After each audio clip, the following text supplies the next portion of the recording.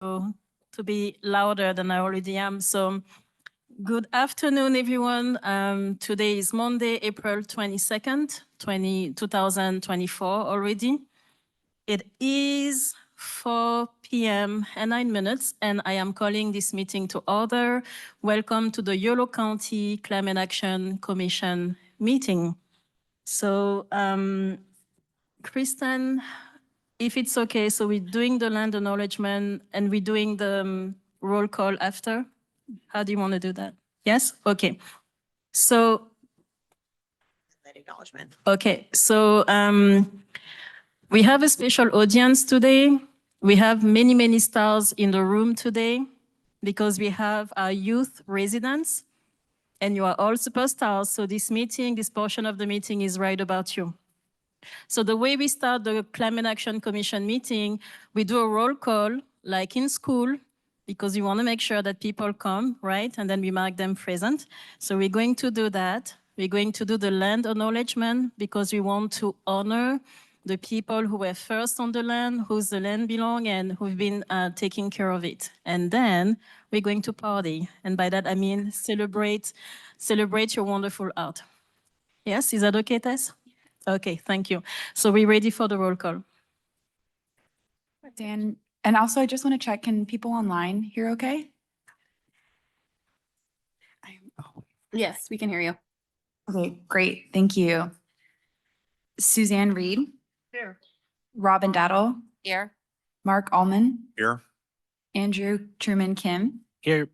Adelita Serena, Here. Chris White is not here, NJ Mavondo, Here.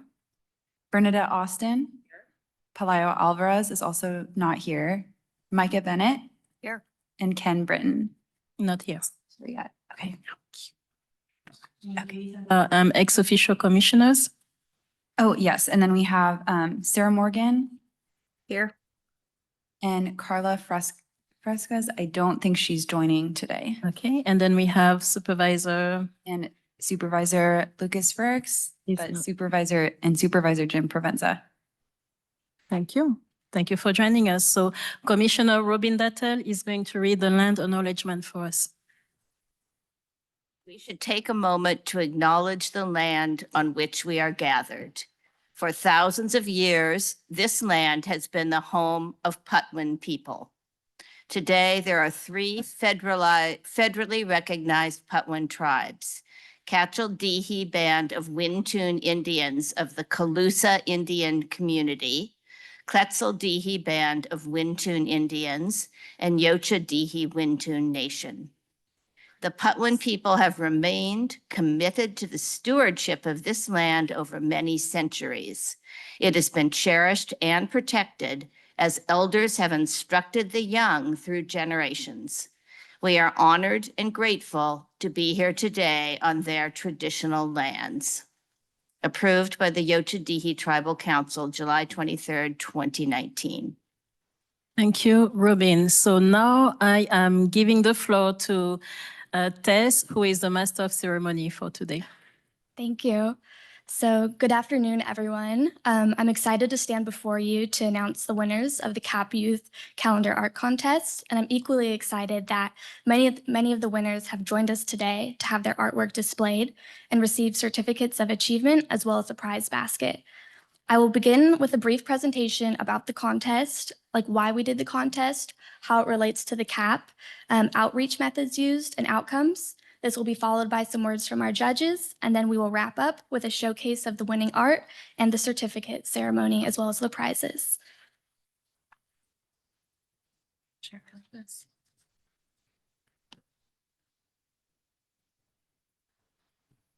Presentation's loading. Give us 1 second here. Thanks for your patience.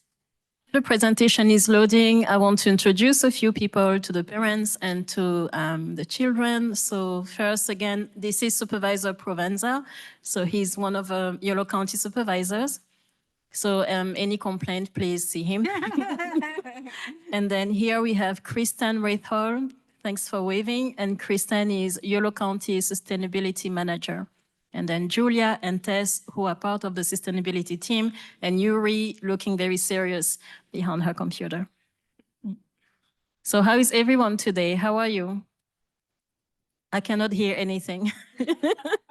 Don't be shy. How are you doing? Yes? Awesome. It is wonderful to see you. It's really great. We hope you come next month again.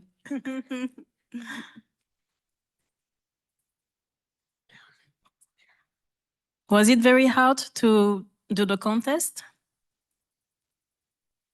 No? Wow. Awesome.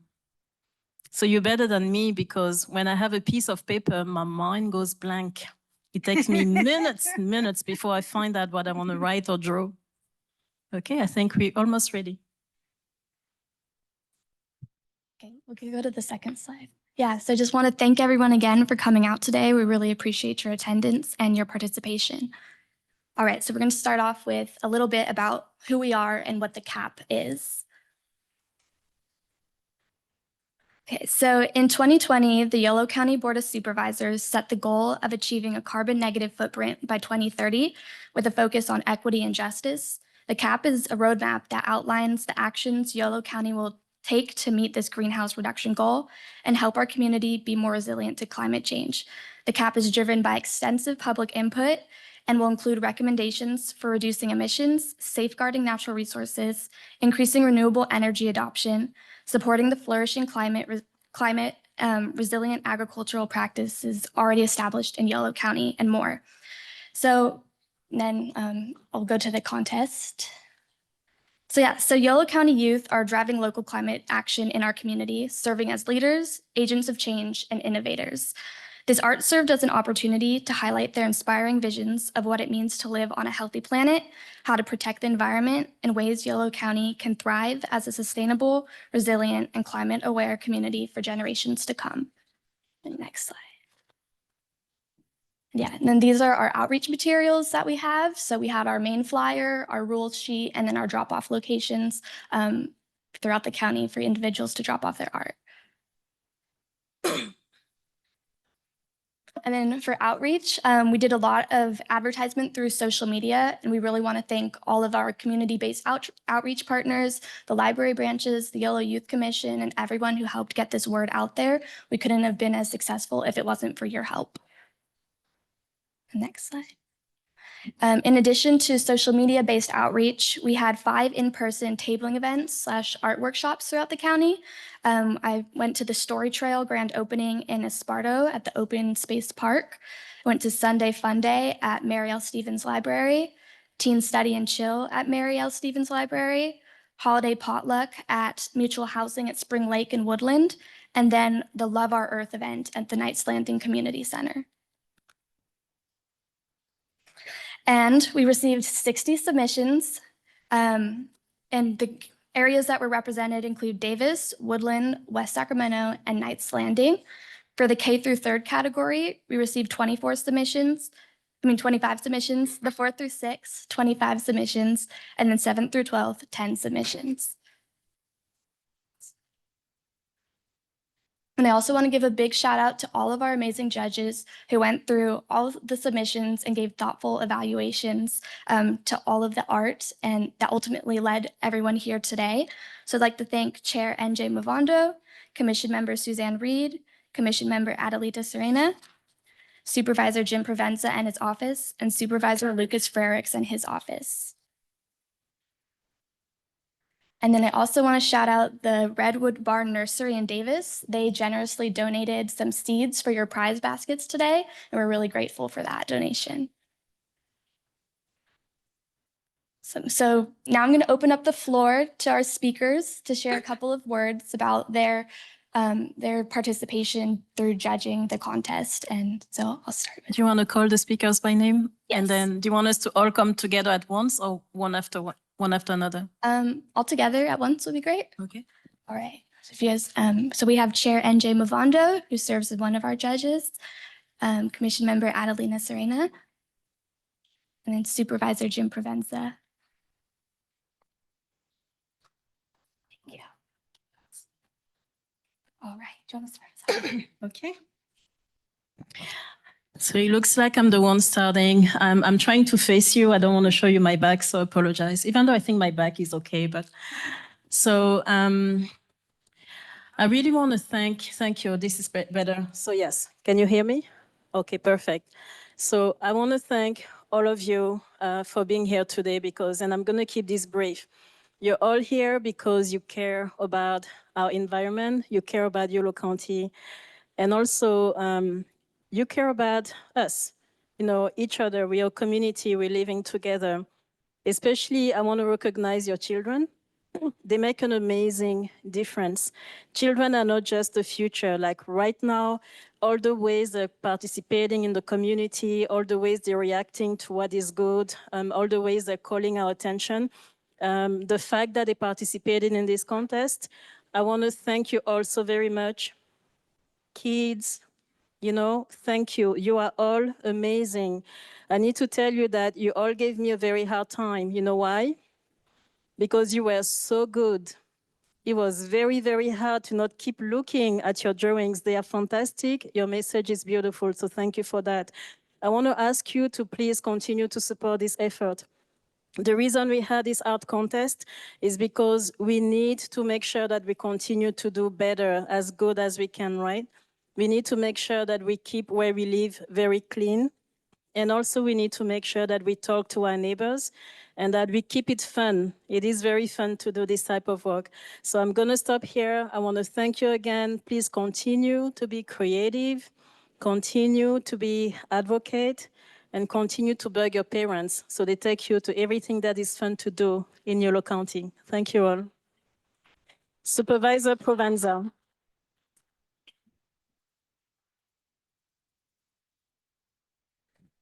Thank you, everybody, for coming. The board did, it was about 4 years ago, set the goal of being carbon neutral, actually negative improvement in carbon by 2030, which is the most ambitious goal in the state. And why do you set these ambitious goals? You set them based on your imagination. You're imagining what we need to survive as a people, what we need to survive as a planet. And when you set that goal, you're going to achieve much, much more by setting a lofty goal. And where does art come in? Well, art comes in because that is imagination. We have the children imagining a future that they would like to see. At the very beginning, we had the dedication, which we do at all our meetings, to the Native Americans who lived on this land before us. And there was such a strong connection to the land as expressed in that reading. There wasn't really a difference between a human and an animal and the land. Everything connected in their view. And somehow we got away from that, but they're all right. And I'm seeing the themes in many of these, in all of them really. We are nature. Be kind to animals. Save the trees. Healthy earth. Love the earth as you would love yourselves. So that is what they're imagining. And from that imagination becomes goals and comes progress. I wonder how, you don't have to raise your hand, but how many were alive in 1962? Anybody? Okay, I knew there had to be somebody. Me too. I was 7. And you may recall then, we had just circled, John Glenn had just circled the Earth in a space capsule the size of a garbage can. And President Kennedy, after that launch, said, I'm going to set the goal of having an American set foot on the moon and return safely by the end of the decade. And at the time he said that, none of the technicians at NASA, none of the people in our space program knew how we were going to do it. But the goal was set. The imaginations of our country was set on that goal, and we made it. July 20th, 1969, Neil Armstrong set foot on the moon. And we're trying to do the same thing with our climate goals. We're trying to set a goal that's ambitious, and we want to be an example for others, inspires other in the state. We've already submitted a grant application to become the regional leaders in using agriculture to promote climate change, using enhanced agricultural practices, for sustainability. And there's really, on climate, there's micro and macro. Macro is all the big things you can do.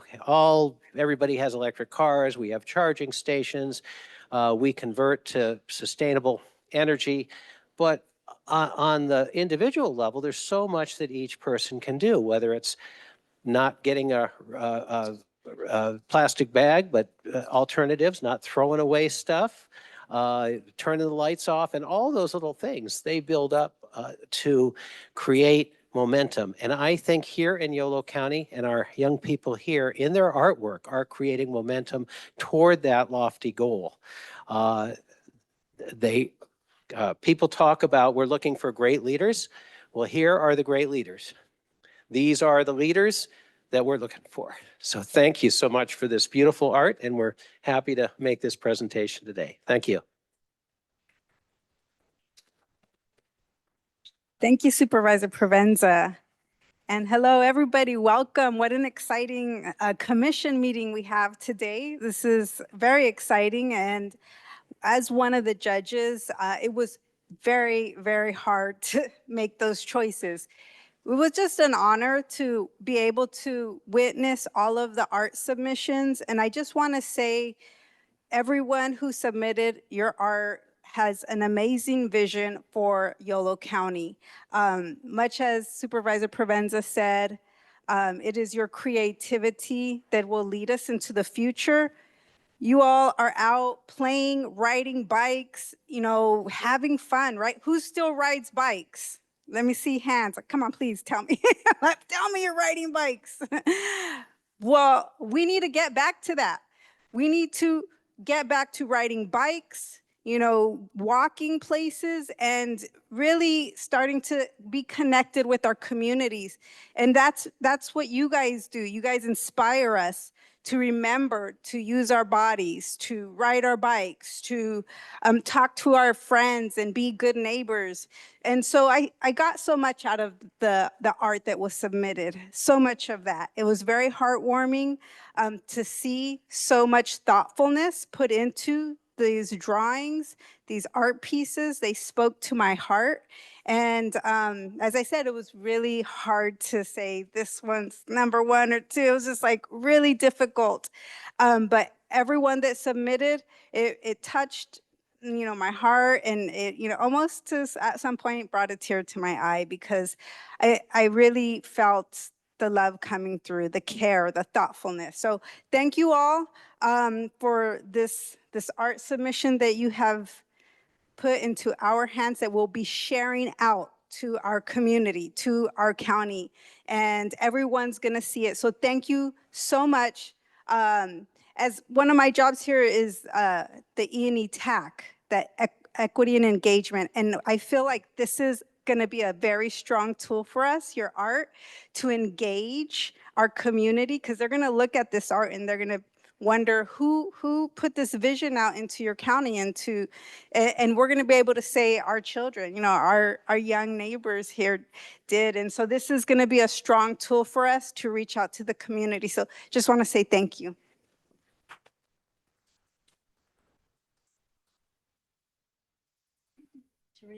So we're going to give the mic back to Tess, because she can't wait. But could you please give her a big round of applause? She organized all of the contests, took care of everything. Thank you, Tess. Amazing, amazing work. All right, so now we're going to move on to presenting the art and handing out the certificates.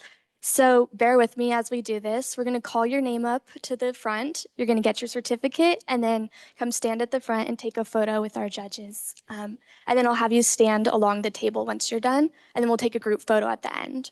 So, yeah.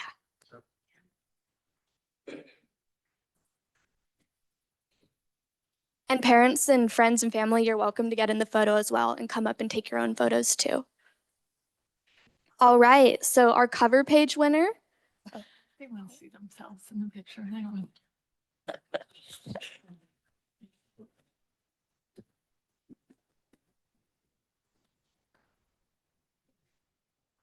All right, so our cover page winner is Beautiful Cranes by Jackie Elliott. Come on.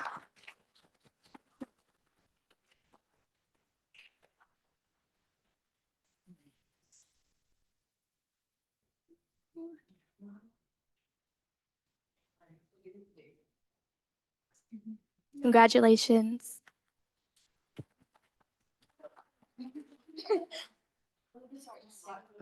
Don't be shy about taking pictures. Take as many as you'd like. And come on up as close as you want.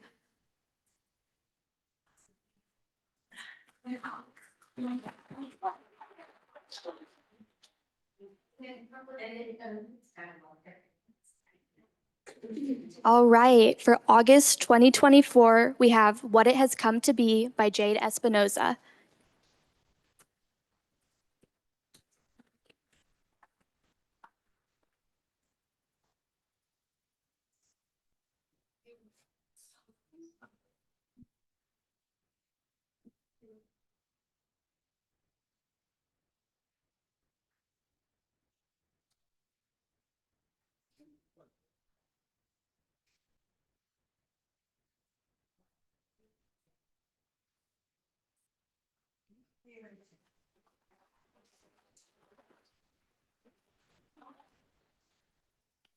September 2024, we have a art.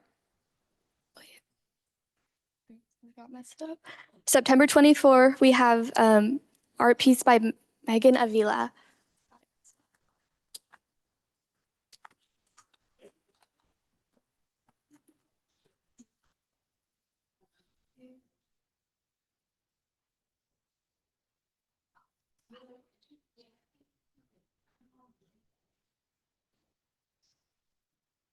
Why not?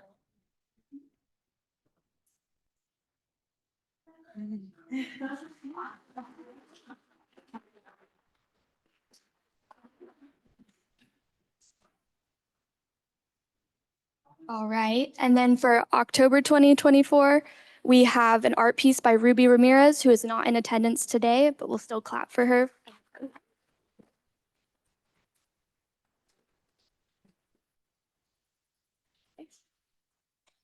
All right. For November 2024, we have Nature by Elise Hu.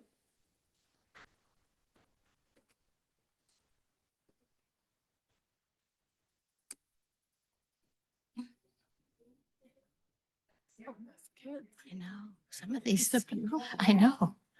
A triptych. Oh, it's great.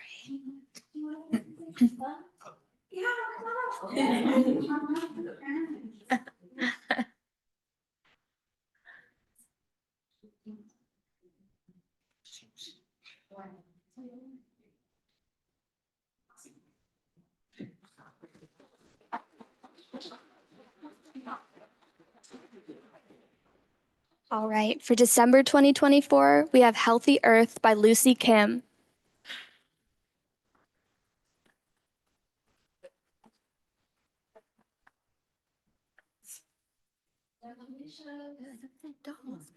Yeah.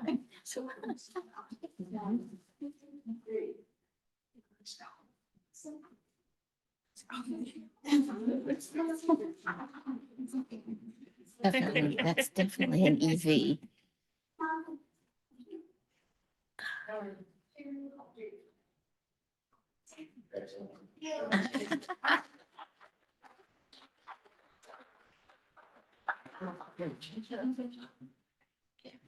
For January 2025, we have My Yard by Audrey Hu.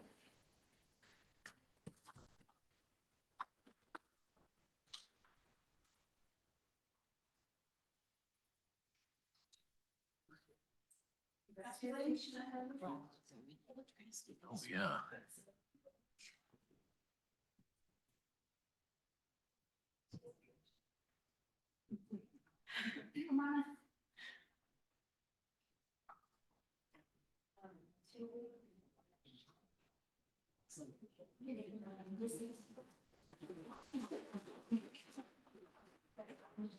For February 2025, we have Unite to Save Our Planet by Egg Knackley.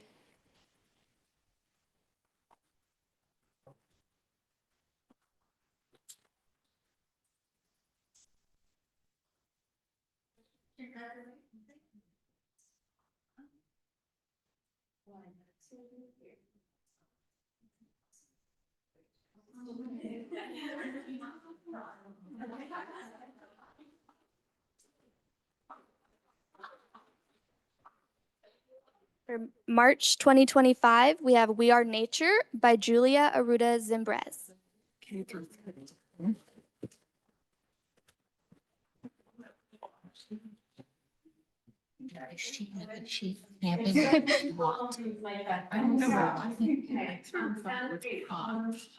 Maybe, Yeah. but it's coming out of the tent. My note on this was, I was a little bit worried about the fire. And I said, Ah. presumably they know how to put it out. Right, right, But they're out communing with nature. and right, appreciating it. absolutely. Well, Native Americans used fire intelligently. One, two,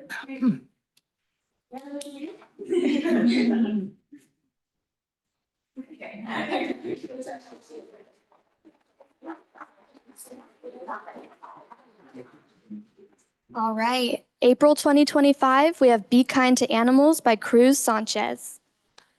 Beaver is awesome.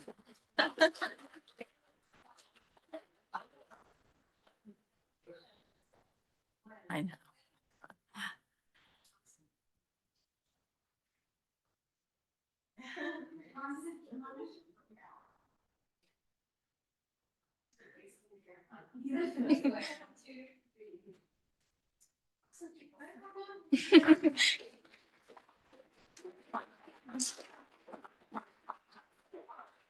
All right. May 2025, we have Save the Trees by Zoe Oregal Diaz. She is not in attendance, but we'll give her her round of applause. For June 2025, we have A Healthy Earth by Carolina Ramirez Mondujano, who's not in attendance. And then for July 2025, we have Color of Happiness by Prachi Saw, who is also not in attendance. Congratulations to everyone. We'd now like to take a group photo with all of our winners at the front.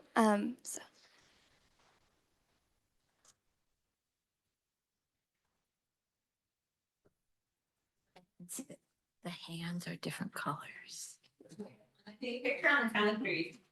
Oh, the nuances of some of them, like that little one.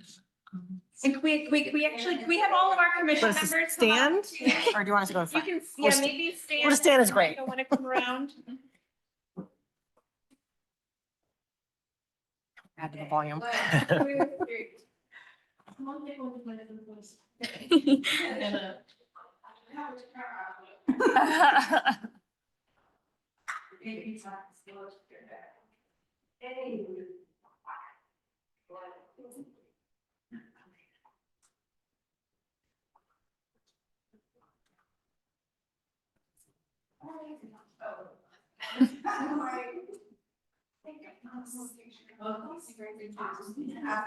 And then the rest of you guys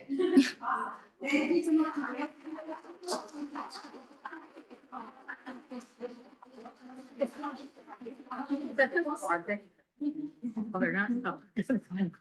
That's too bad.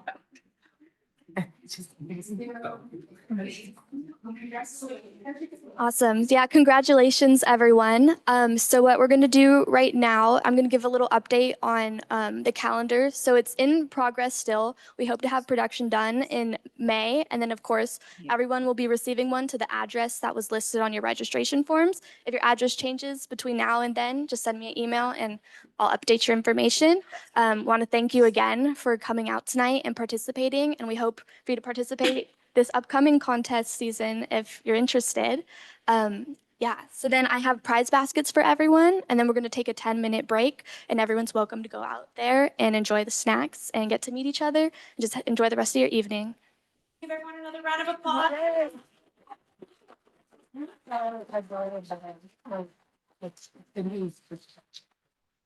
So if you guys want to come on over to me, and I'll hand out your bags.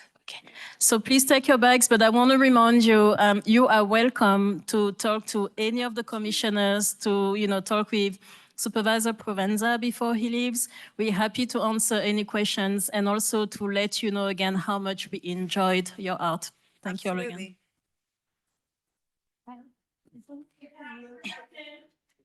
I feel like clapping again. I know. I'm like, I feel like clapping again. Yeah, what's in the prize pack?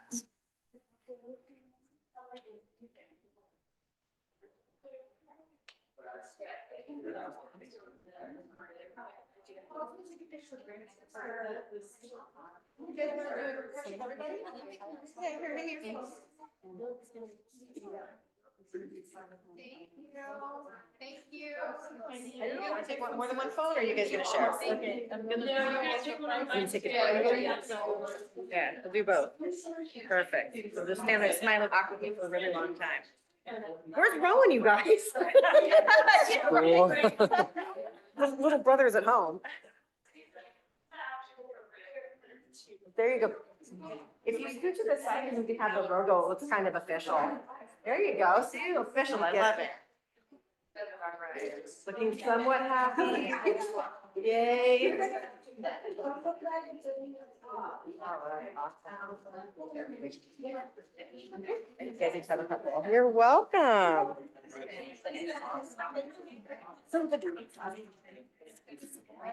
Wow. Can I take a picture of it really fast? The original?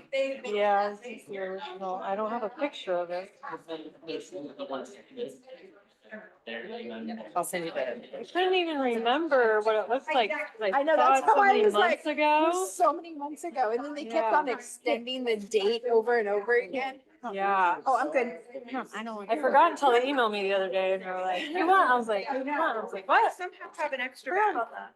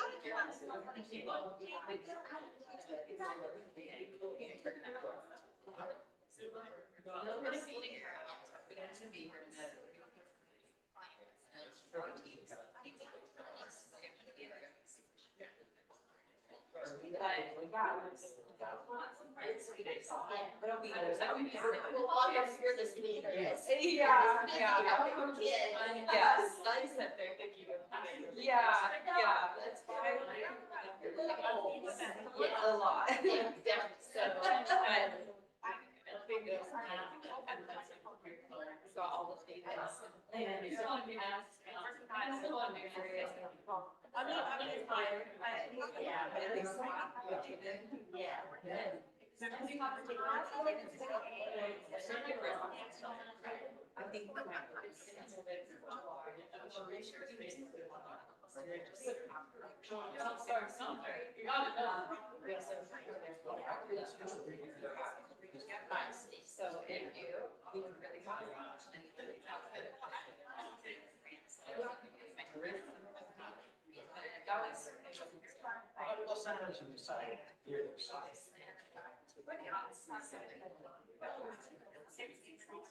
Well, I've got a family relative of my husband's side that I'm going to invite.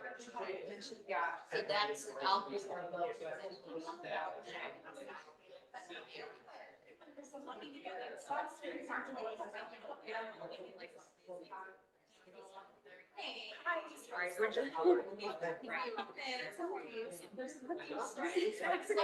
Once they're done. Yeah.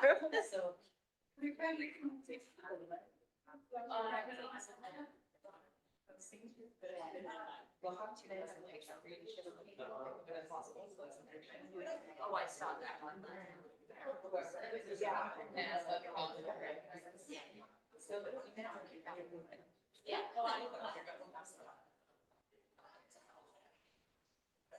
Okay, so I got them right now, so. Well, it sounds like the commissioners would be mostly listening. Yeah. As a board. Yeah. Yeah. Well, Just making it here for us. yeah.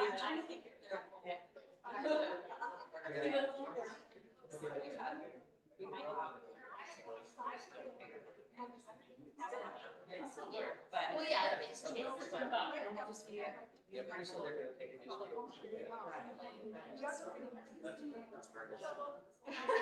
It is. Yeah. It's like kind of yeah, yeah, it's wow. So.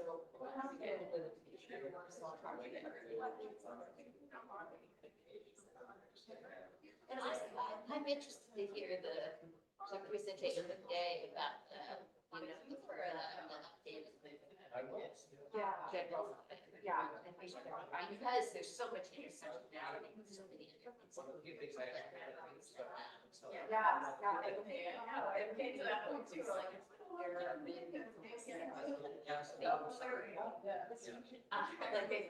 So it's, yeah.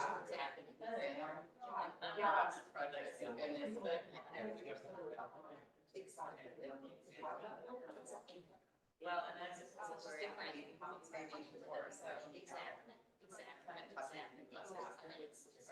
And I think it's just true that progress is being made in this consciousness. And Yeah, it's yeah. that I respect it.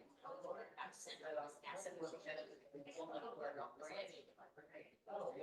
Yeah. Being there. I mean, it is, it's so kind of exciting. Just go forward. Yeah. So it's all.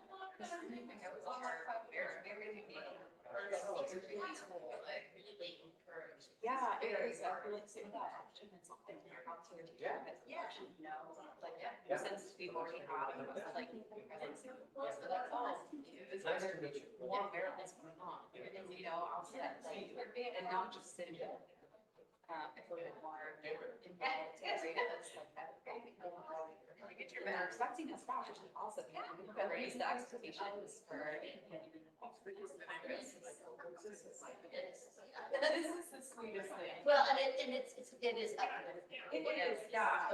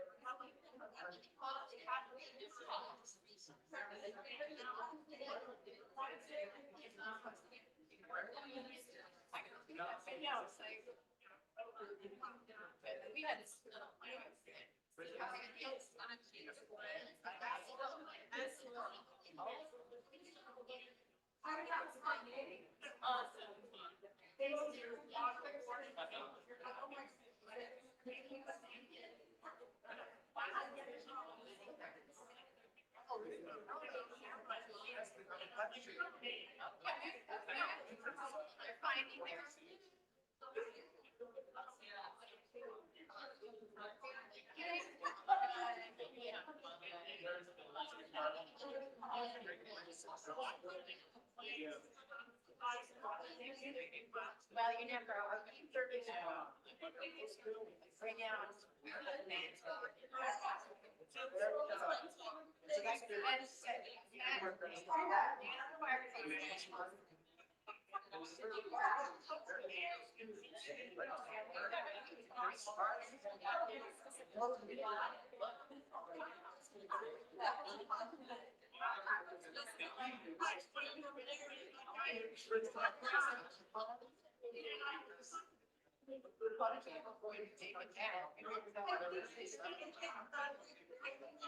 No, I didn't. I'll run into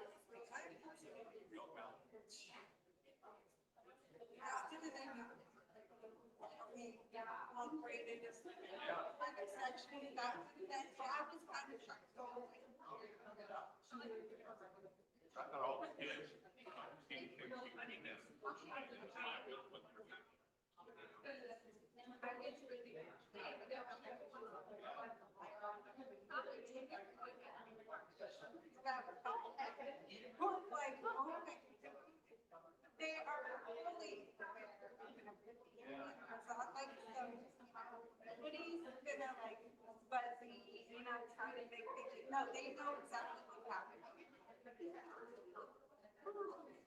The time it wasn't really amazing, it was still, all of them were very powerful. Oh, I got it back. Okay, oh, no, no, no.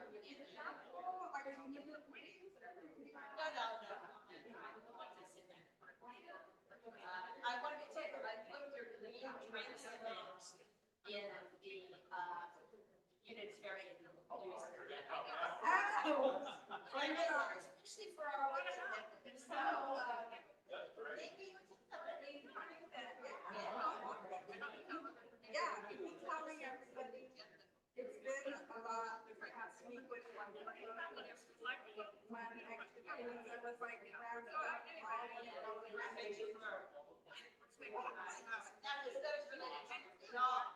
I volunteered Saturday after.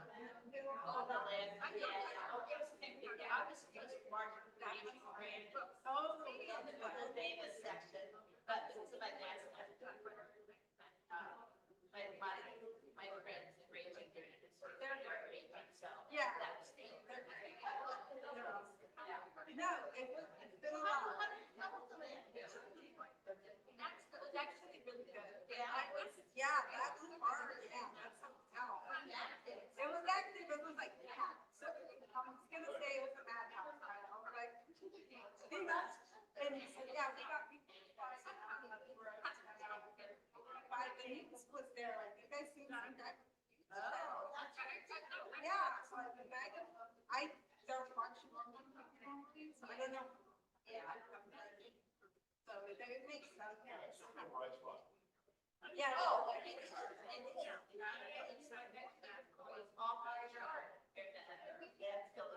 Yeah. Well, yeah. Oh, yeah. It was really good. It was a good game. We're there. It was very good. Very good. Yeah, good time. You know, we have to.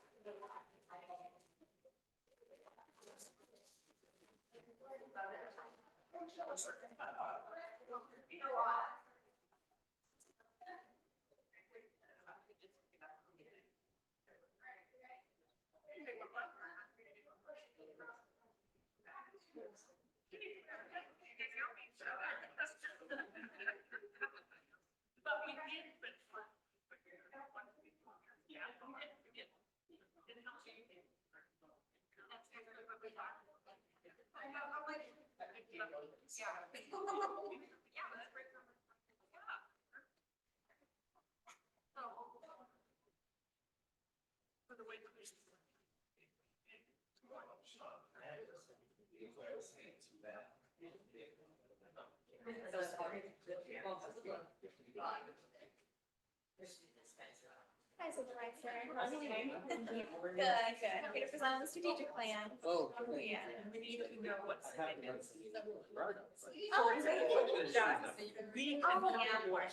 So we can research it. Appreciate it. So implementation is going to be a really critical part of making anything happen insofar as achieving any reduction in. I agree with Thank my you. reading the methodology. Yeah. So much of it is taking averages and applying it. I can't see how you're possibly being able to compare one period to another but for a whole lot of reasons. So that makes sense. But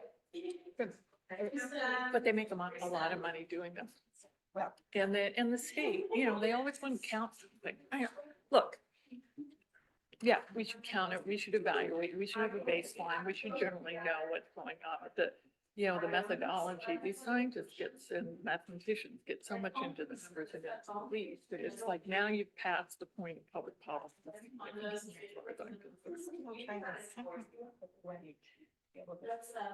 what kind of impact they're making, and which things boys need to be family, and which ones have been, it's, update, whatever. Having some way of. Yeah. Yeah. Critical.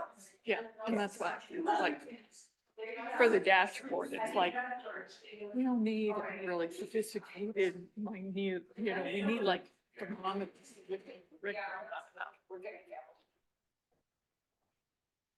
Oh, I was pleased to come and make a cookies. It's not distracting.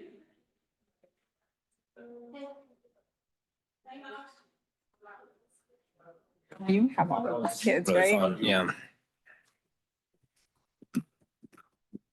You've got a few staff announcements that we'll go through very quickly. Oh, it's quiet. Oh, yeah, I mean, when you said that, you know where my mind went?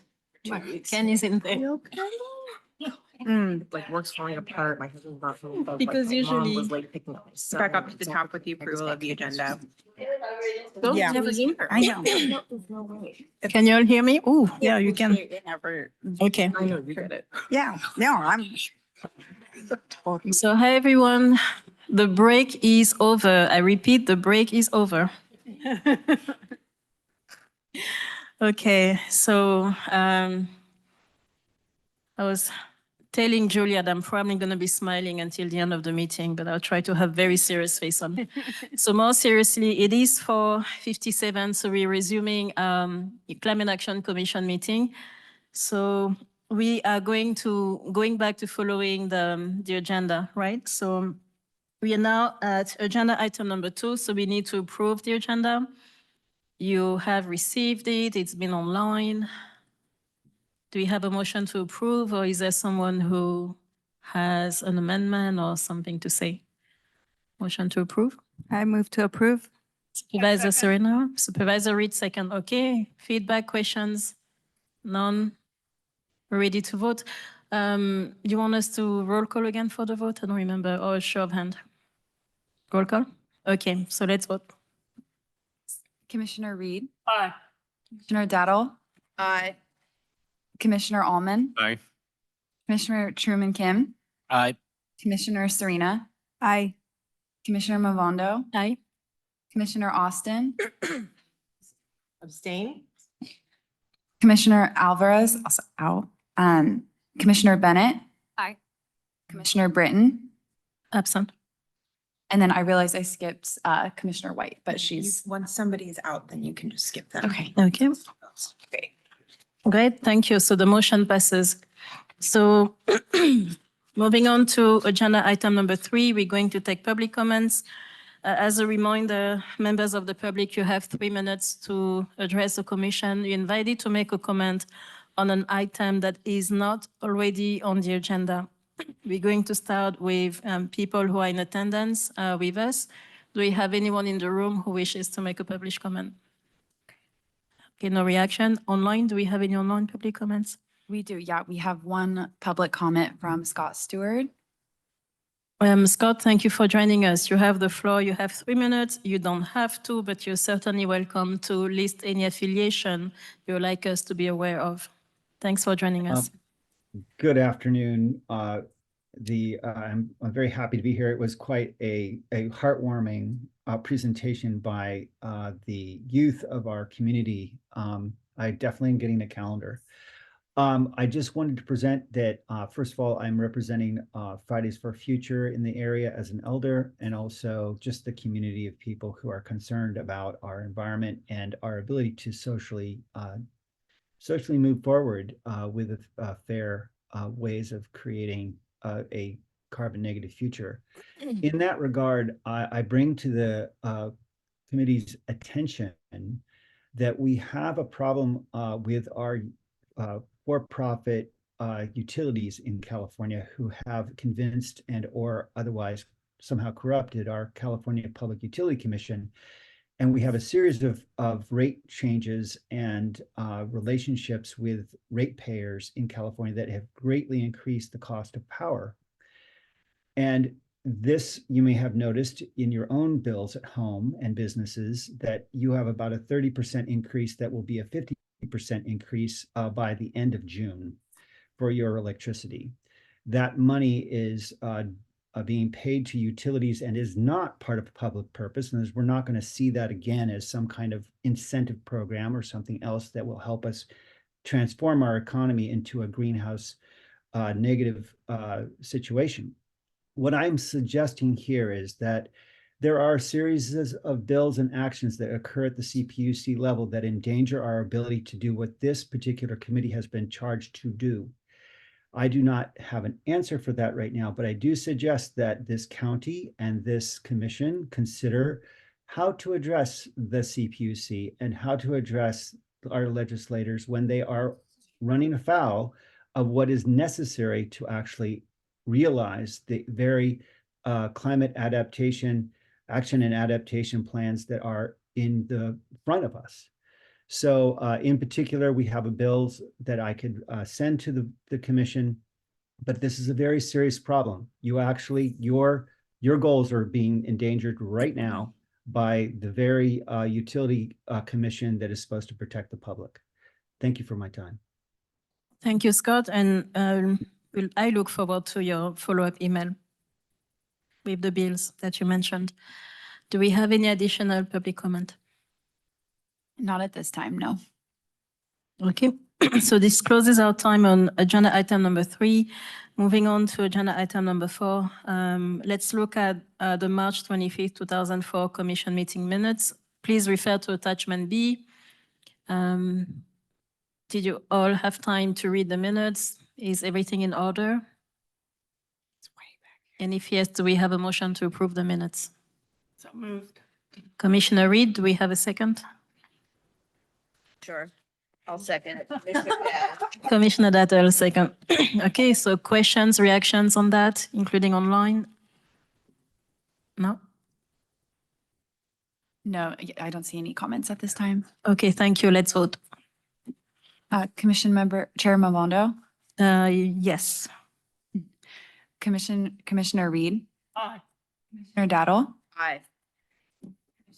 Aye. Commissioner Kim, Abstain. Commissioner Serena, Aye. Commissioner Commissioner Austin, Commissioner Bennett. Aye. It's like the lights on. The motion passes. Thank you all. Agenda item number 5. So this is staff announcements and report. So before I leave the floor to the sustainability team, I want to, this is coming up. I want to make sure that our fellow commissioners are aware of a few positive changes with the sustainability team. So, and I'll leave it up to Julia and Kristen to further announce, but Kristen is officially promoted to Yolo County Sustainability Manager, officially the position before was Sustainability Coordinator. And she will be working with not just the Yolo County Community Services Department, but also with the administrative, county administrative office as well. And Julia as well, you've been promoted, right? Okay. So has a long-term official position with the county as well. So we're so glad. Thank you very much. And I'm going to stop talking now so we can hear your staff reports and announcement. And again, congratulations to you both on the promotions.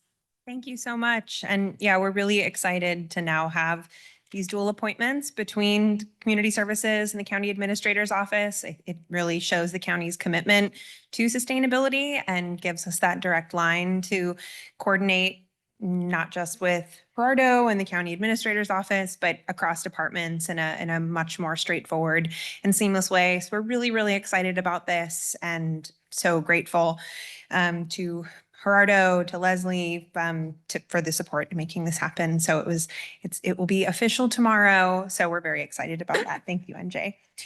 So I'm just going to run quickly through a number of staff announcements because we have Cindy Perez here from the County Administrator's Office to give a presentation on the strategic plan. So first, if you could turn to attachment D, your long-range calendar. Just a couple of things I want to give us a look forward over the next couple of months. So at our May meeting, we are going to be thinking about and discussing as a commission our the materials for our next round, the third and final round of CAP workshops. We're really getting to the tail end of this process in an amazing way. And so things are going to kind of come in fits and starts as we prepare the draft plan and prepare public comment. So June currently is when the draft CAP is expected to open. Friday, June 7th is the date that we are targeting. We'll have a little more than 30-day public comment period that'll run through July 10th. And during that period, we'll have a large number of outreach events. We will have workshops. And so there's going to be a very big push for that. The commission will also have the opportunity to discuss and provide comments on the draft CAP at the June commission meeting. That will be the topic of conversation at that meeting.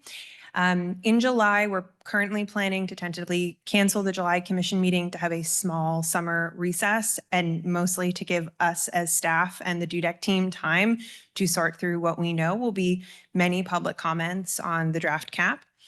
So the current plan is to have the commission adopt the CAP in September and to have the Board of Supervisors adopt the CAP at the first meeting in October. And so things are moving along. We're really excited to get the draft CAP out to you all and to the public for review and discussion. And so that's the very quick debrief of the calendar. I also did want to flag that something that we are hoping in October, November, around the time that the CAP is being adopted, we will have to have a conversation as a commission about what do we become as a commission? What do we want the role of the commission to be as we move into implementation? Really, how the commission was first set up was to guide the development of the CAP, and we want to have a conversation around what the most appropriate role is, how folks want to be involved, and what we see the role of the commission being moving forward. So flagging that that's a conversation that we're planning to have this fall so that we can really think critically about what the best place is for this commission to insert and guide the development or the implementation process moving forward. So just then going on to our next attachment E, folks can look, I'm just going to reference the outreach calendar to say great job to Tess and Julia for setting up many of these events. We are adding additional events as we go, but just wanted to flag that these are the events that we currently have scheduled and a few that we are planning to attend. These will be up on our website. These will be up on the CAP portal and shared via social media as well. Commission members, we would love to have you there sharing the table with us. So I'll leave it at that. Going on to staff announcement D. So on April 9th, Yuri and I went to the Board of Supervisors for a few different items. We had 3 items before the board on April 9th. So the first was we shared the draft CAP framework, so the Strategies, Measure, Action framework, with the Board of Supervisors as a primer for the draft CAP coming out in June. Really positive reception to that being presented, a strong appreciation for the amount of work that went into this. And really from our perspective as staff, we really wanted to highlight that budgets are tight, and any demand of staff time and resources, we really wanted to back it up with the information from the community, from our partners, and from county staff. And so we're excited to have been able to give that update, and we're really grateful for the amount of enthusiasm that was shared from the board on that. We also, a huge shout out to Yuri for giving her first presentation before the Board of Supervisors, the suite of ARP projects, the early action projects that the commission approved last month were all unanimously approved by the board. So we are moving to issue requests for proposals and get all of those started this summer. And then the third item, which is really exciting. So Marissa Jeweler, our integrated waste management director, and I brought forward the proposed concept for a landfill fee to provide charge a small fee for out-of-county haulers that could be used to fund our phase 1 strategies for the transportation section of our CAP. Again, it was unanimous approval to move forward with developing that fee from the board, which is really exciting. So Marissa is going forward with public outreach, notifying all of the haulers that will be impacted by this fee. And we're putting together the overview of what we will be able to use those funds for. So it's going to be we have gone from not really having, we are a general fund funded program. We've had our ARP funds to be able to look forward over the next 5 to 10 years and know that we are going to have $150,000 to $200,000 potentially to fund our transportation strategies for our CAP is really, really transformative. So we're so excited about this, really grateful for Marissa for being such an amazing partner and thinking about how we address both these landfill challenges and the CAP challenges at once. And so the fee will come back to the board in June along with the master fee schedule update for the county. So that will go into effect, hopefully, this summer, and then fees will be collected. And by the end of this year, beginning of next year, we'll actually have a fund that we can start using for our transportation projects. My very last staff announcement here, just 2 other notes on early action projects. One, the electrification retrofit rebate outreach program with Valley Clean Energy is expected to launch this fall in line with our weatherization program and our home energy score program. So we'll be able to roll out that suite of electrification programs all at once. And the other note is that the agricultural equipment replacement program, we have been talking with the Yolo Air Quality Management District. We received the first batch of applicants, so we're awarding the replacement grants in phases. So the first 5 awards are being released this week. All 5 applicants identified as socially disadvantaged farmers and ranchers, which is wonderful. And so the Air District is planning on issuing those funds, and then on a rolling basis every 2 months, continuing to issue grants until we've expended that funding stream. And so please continue to get the word out. As Micah, thank you, pointed out, we will try to get a link to this up on our website as well, as in addition to it being on the Yolo Air Quality Management District's website. And I guess the bonus staff announcement is reminder to everybody, this is my last week before leave. And so after this Friday, Julia will be standing in for the next 3.5, almost 4 months on the sustainability side. And this is obviously a stellar team of folks. You're in very, very, very good hands over the next couple of months. And so grateful for Julia and the team for stepping up. And so happy to take any questions on that whirlwind staff announcement overview, and I'll leave it at that. So before launching the questions, could we please give Kristen a round of applause for all the things, the mountains that she's moved this far, the land fee, concept being voted and approved is a huge deal. So again, thank you to all the team and to our partners for making that happen. That's not a small thing. The floor is open for questions. Who has a question? Or two or three? I don't have a question, just want to say good luck with the next couple months, and I hope everything goes smoothly with, of course it is. It's your second time around. So just we'll hold down the fort here, and we have, wonderful staff here is gonna step in, and we're here as well. So I just wanted to say good luck, Kristen, with the next couple months, and we look forward to seeing you back. Thank you. Thank you. Appreciate it. I'd just like to add my thanks to getting us where we are today. This is truly groundbreaking effort. It's exceptional. I'm very proud to be a small part of it. And thank you and your team for making it all happen. Thank you so much. Commissioner Kim? Yes, so you said the 150,000 operating budget, that is just from the landfill fee that's going.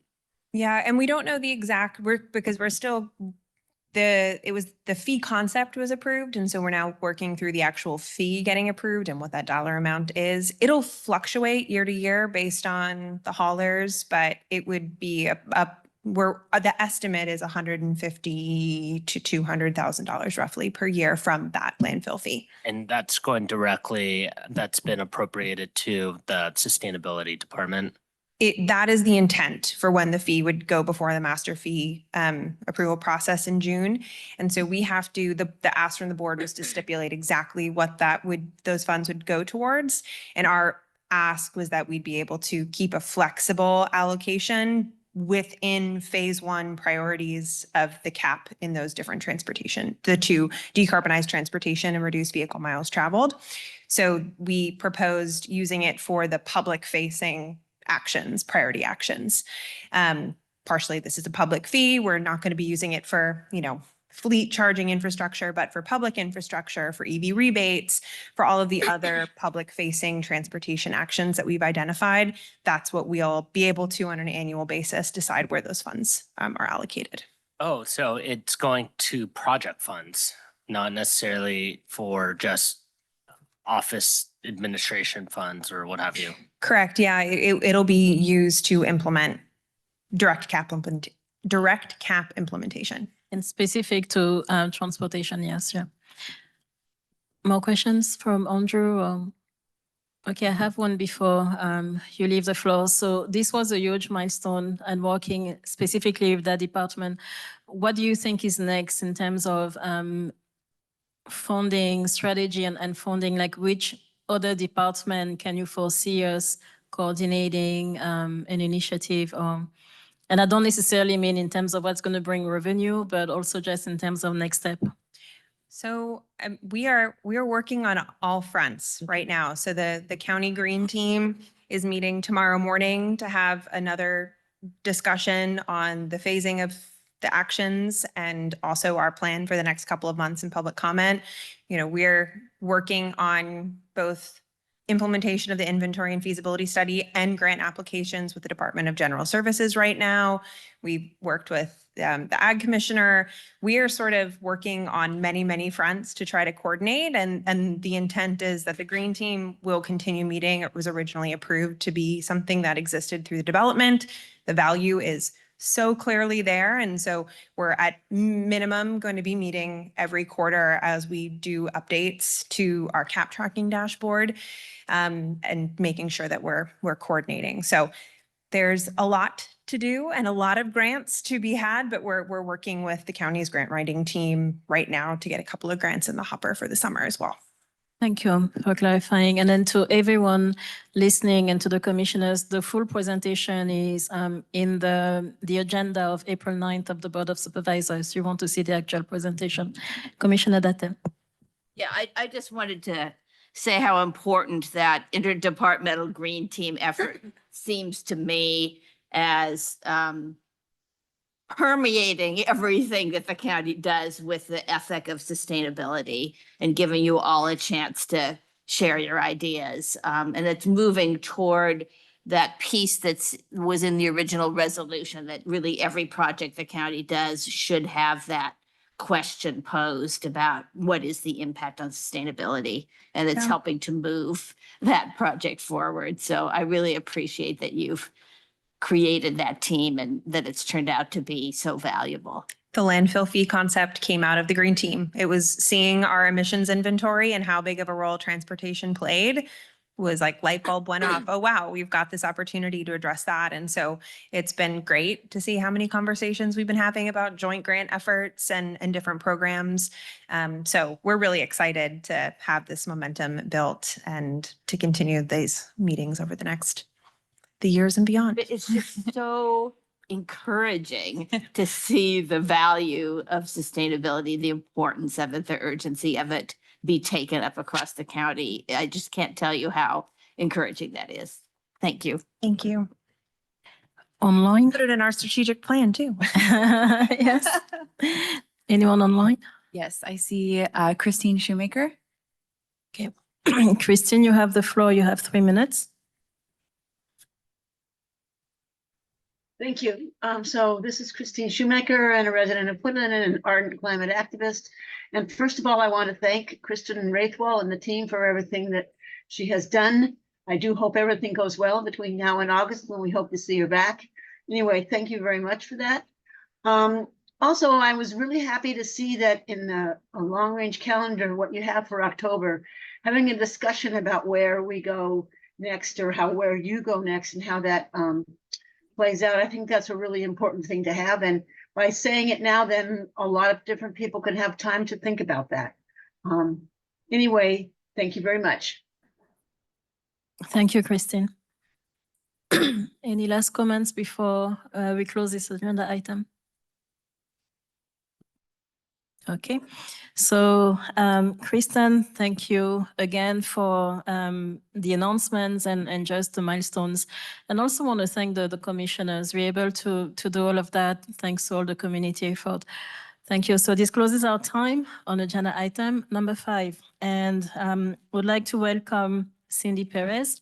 Thank you so much for joining us today. Cindy is from the County Administrator's Office. Please refer to attachment F, G, and H. And Kristen or Julia, would you like to further introduce today's guest and the topic? This is agenda item number 6, by the way. And apologies in advance for the slight formatting whoops here. So Cindy we're so grateful, one, to have Cindy guiding. I've got 37-week pregnant brain here, guiding the strategic planning process. And we've talked with her about all of the opportunities to align our work. And we're so grateful that she's here today to share some updates and get some feedback from the commission on the county's strategic plan. So thank you so much, Cindy. And thank you for your patience hanging on a lot later than we originally estimated our time to be. So thank you. Thank you, Kristen, for the warm welcome, and I look forward to working with you further in the County Administrator's Office, seeing you around when you're back. So yeah, thank you for the warm welcome again, and good afternoon, commissioners, good afternoon, staff. My name is Cindy Perez. I work for the County Administrator's Office. I've been with the county for, I think almost 9 months now, so almost coming up on a year here, and I've been very happy to be working on the strategic plan. I come today not only as a sympathetic listener, but as someone who is in solidarity with you in your work. So I'm happy to hear your feedback today. I'm going to move on to the next slide here and just kind of walk us through my plan for today as part of our discussion. First, I want to give us a little walkthrough of what the strategic plan looks like, how it's organized. I want to show you what the 6 pillars have turned into. After I kind of talk about the county goals, the strategic plan framework, and what the department strategies are, I really want to point us to where climate action is found in the strategic plan so we can address that specifically. And so, yeah, so first things first, I want to introduce you to the 6 pillars. You'll notice that they look very familiar to our current 5 strategic plan goals. Some differences I'm going to point out here our collaborative community here. I imagine that part of our work will not only be found in the sustainable environment pillar, which is, to be expected, but this collaborative community pillar could also be a place for the work in that we hope to foster this cross-system engagement that bridges gaps, advances public safety, takes preventative measure, and enhances community protection. We also want this to be a pillar where we can foster collaboration amongst departments and different institutions, agencies, nonprofits, as well as the state. So we want that to be very visible for the public. I'll also kind of walk us through sustainable environment since our work sort of is placed here as well. So we defined a sustainable environment as building a resilient, equitable, and carbon negative future that efficiently uses natural resources. The items below that are the county goals. And the way we envision these bullets here is provide priorities for our departments, right? So what does that mean for our departments? How should they focus the work? The first bullet there says achieve net negative emissions by 2030. We applied the language from the CAP, so it may sound familiar. Our second bullet is to execute and collaboratively support climate action and adaptation plan initiatives. The third bullet is to preserve natural resources by effectively managing water and land use. And the fourth bullet, to provide support for fire service sustainability to prevent wildfire risk. So those are the county goals there. I also want to direct us to the sixth pillar, which is the major addition, operational excellence, which we can also see our work.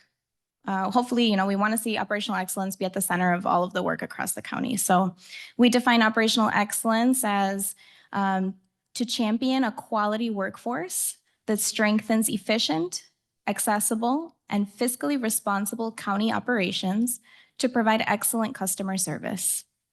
And our three bullets here are to support a strong and positive work environment that retains a high quality workforce and provides employee development and engagement. Number two, support the implementation of new technologies to improve work processes.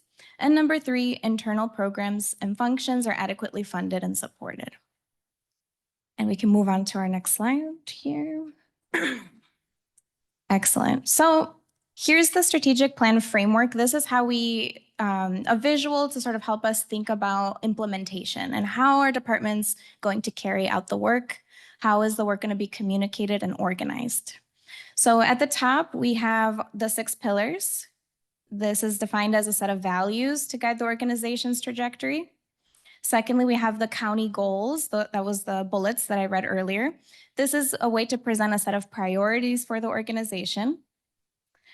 The copy of the strategic plan executive summary, which is a quick way for the public to read what we are doing as a county. We kind of speak of this as the executive summary.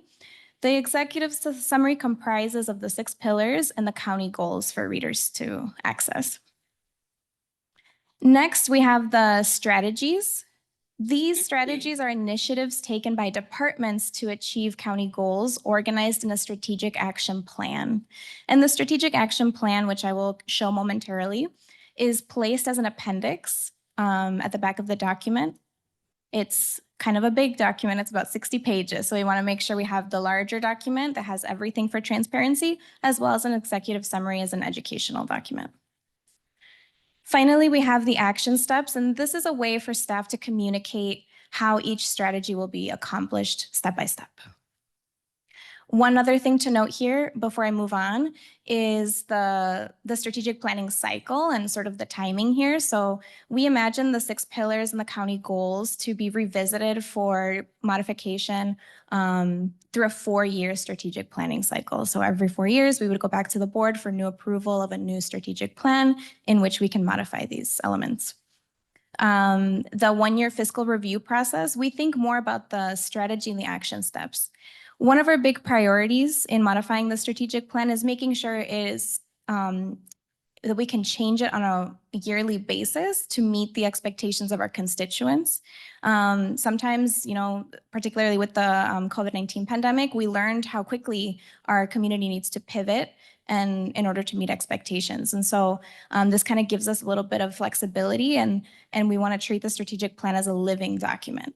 So when we look at today's strategies and where the climate action plan is placed in the strategic plan, I want us to think about how this isn't set in stone for 4 years. The expectation is that we fulfill these and we can modify on a yearly basis to keep going. We don't want to say, oh, you know, we're done and put the strategic plan aside for 3 years, right?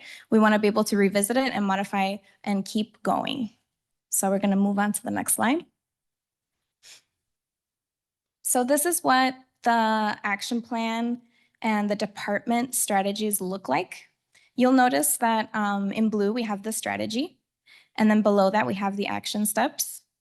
We also have rows to sort of try to bring together common departments that are working on this initiative, as well as county plan alignment, because we have the climate adaptation and action plan, as well as other plans across the county. So we want to be able to communicate that alignment.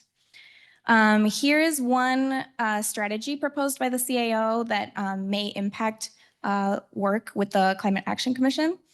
So this strategy reads, monitor grants, funding streams, and allocations, including those within the Infrastructure Investment and Jobs Act and the Inflation Reduction Act, and proactively applying to such grant opportunities to best ensure the county receives a fair share of funding to address critical infrastructure and public service needs, particularly in disadvantaged communities.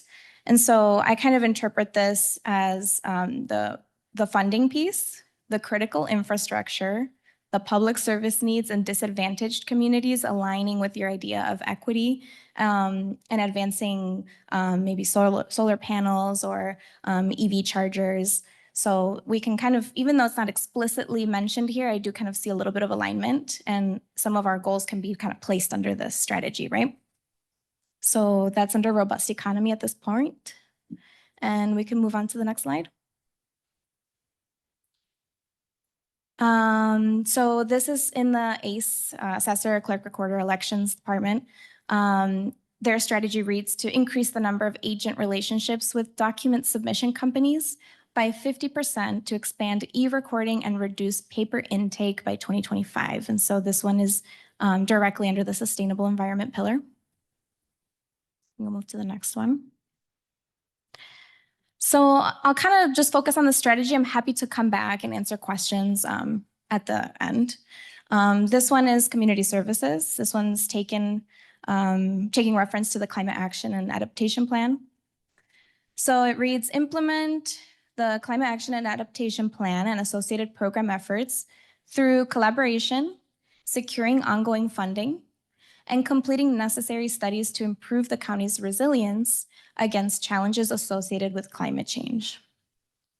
And the action steps list, mention forming the green team, which is in progress, and we're meeting tomorrow, among other initiatives there below. We can move to the next one. These are 2 more action steps that I wanted to be sure to include. We can move to the next one. Thank you. So again, with Community Services Department, strategy number 2 is to ensure the effective sustainable management of water resources in partnership with, I have it right here. I don't want to misspeak. In partnership with local agencies and stakeholders by conducting multiple studies to increase,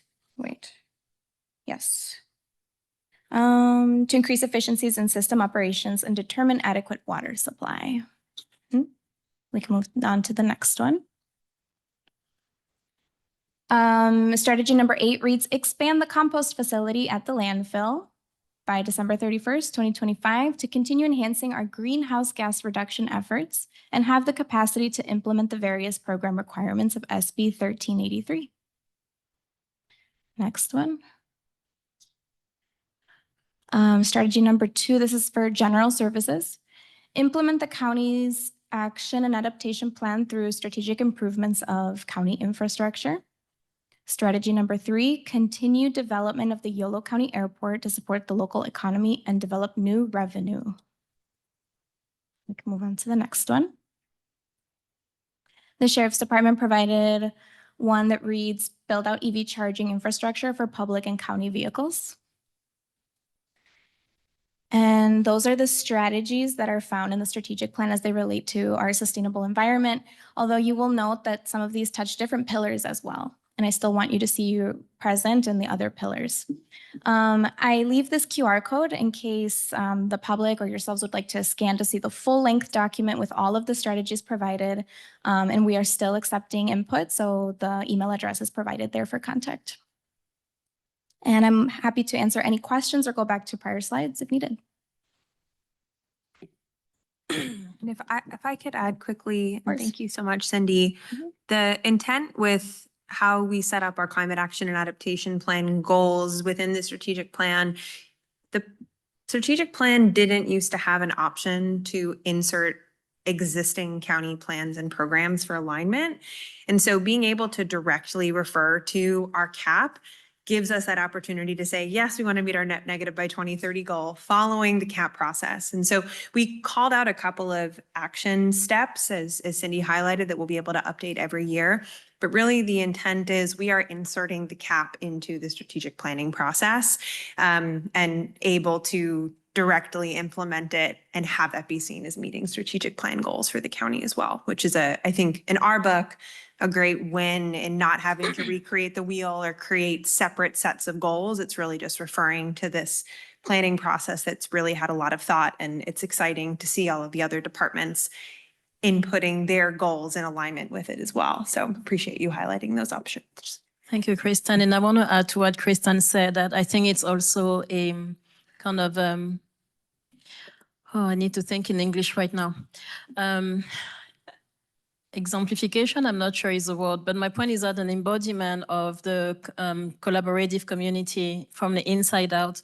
So just also it sends a message to see departments being able to coordinate and collaborate. Like Commissioner Dattel said, I personally believe it's going to speed up the process, but it's also very, very encouraging. And I want to thank you again for the presentation. I don't know if I should say Ms. Perez or if I can say Cindy, but again, thank you for being with us today and for making also this plan available to the public, for the call that you put out there. And again, for many of us, we're used to working with the community and organizing, efforts and initiatives. So it is very special to see the county also use a community-driven process in many of the goals that we're trying to reach. So thank you much. I have no doubt that you might also receive some criticism or, critical questions. But I want to thank you for listening, because I know you're going to take it in and figure out a way to continue to move forward. So I'm going to stop here. I have 5 questions, but I want to open the floor first to my colleagues. And actually, I'm going to do something different. Hold your thoughts here. Do we have any reactions maybe from one of our ex-officio commissioner? Not yet? Okay. So here, colleagues, Commissioner Kim. Yes, thank you for the presentation. A couple questions. First, who is enforcing the realization of the strategic plan? Is it the county, I guess the CAO's office's mandate to enforce and ensure that some of these goals and priorities are being realized? And then on that note, do we have a sense from the last strategic plan of what percentage of those priorities were actually realized versus, oh, here's a nice idea, and whether it was realized or not? Which brings me to like a larger question, like what elements of this strategic plan are considered binding, right? But once the Board of Supervisors, because like there are some elements of our CAP and even our resolution, like, oh, the 2030 zero net energy, like that is codified in a way that like it really forces all of the department heads to reevaluate how we approach. What elements of this strategic plan will do that or not do that? And then how does this connect or relate to the county's general plan? And like, does this affect the county's upcoming general plan based upon any directions? And then what was interesting is, so I counted 8 strategies from, I guess, this strategic plan that relate to our commission. Is the request then from, the CAO's office for us to prioritize these 8 so that the CAO's office is compliant with realizing your priorities? Yeah, okay. I'm gonna start with the last plan. And yeah, so I would say the last strategic plan, we did do an assessment to see what was the completion of the prior tactical plans, as we called them. And what we learned was that 75% of the tactics listed, which are essentially the action steps, were either in progress for completion this year or already completed. And so that kind of led us to, that very much prompted us to come up with this refreshed strategic plan. And I think that's why we also incorporated those elements of interconnectivity between the departments, adding the 6th pillar. So all of these decisions were made sort of in reference to the learning process of the prior strategic plan, as well as feedback from the department heads. So we had 2 retreats with the Board of Supervisors. I've also spoken with other advisory bodies in the county. We were present at the Davis Farmers Market. So we've really done our due diligence and making sure we've received feedback from many places, but also making sure we had that study to back up why we needed this new strategic plan and all of these new elements, right? So I think that answers that question. Actually, from the last strategic plan, do you have a sense of how many priorities were like considered environmental or sustainable priorities that were, how many, this time I see 8, like, was it like around 8 last time? And of those, how many of them were fully realized or on track of getting realized? Yeah, thank you for that question. I don't have the data on me, although I'm very happy to provide that analysis. I have the page document, I can provide it and you can see the data for yourself. Although I will say that there was less content, if I remember correctly, about the sustainable environment. And so I think this one very much beefs it up and again, is located in different pillars, which we really wanted, because that means that every department can see themselves engaging in that work, right? Whereas before it was very much siloed and it was allocated to, community services and 2 people were the people of contact for that, right? So I think you will see an improvement from the last one to this one in that regard. And I'll add, I think one of the other notes that Cindy made is we've changed the way that the strategic plan is updated. The previous strategic plan set 4-year goals. And so the goals in the strategic plan were set before our net negative by 2030 goal. And so when I came on, I was the lead of the environmental type of strategies.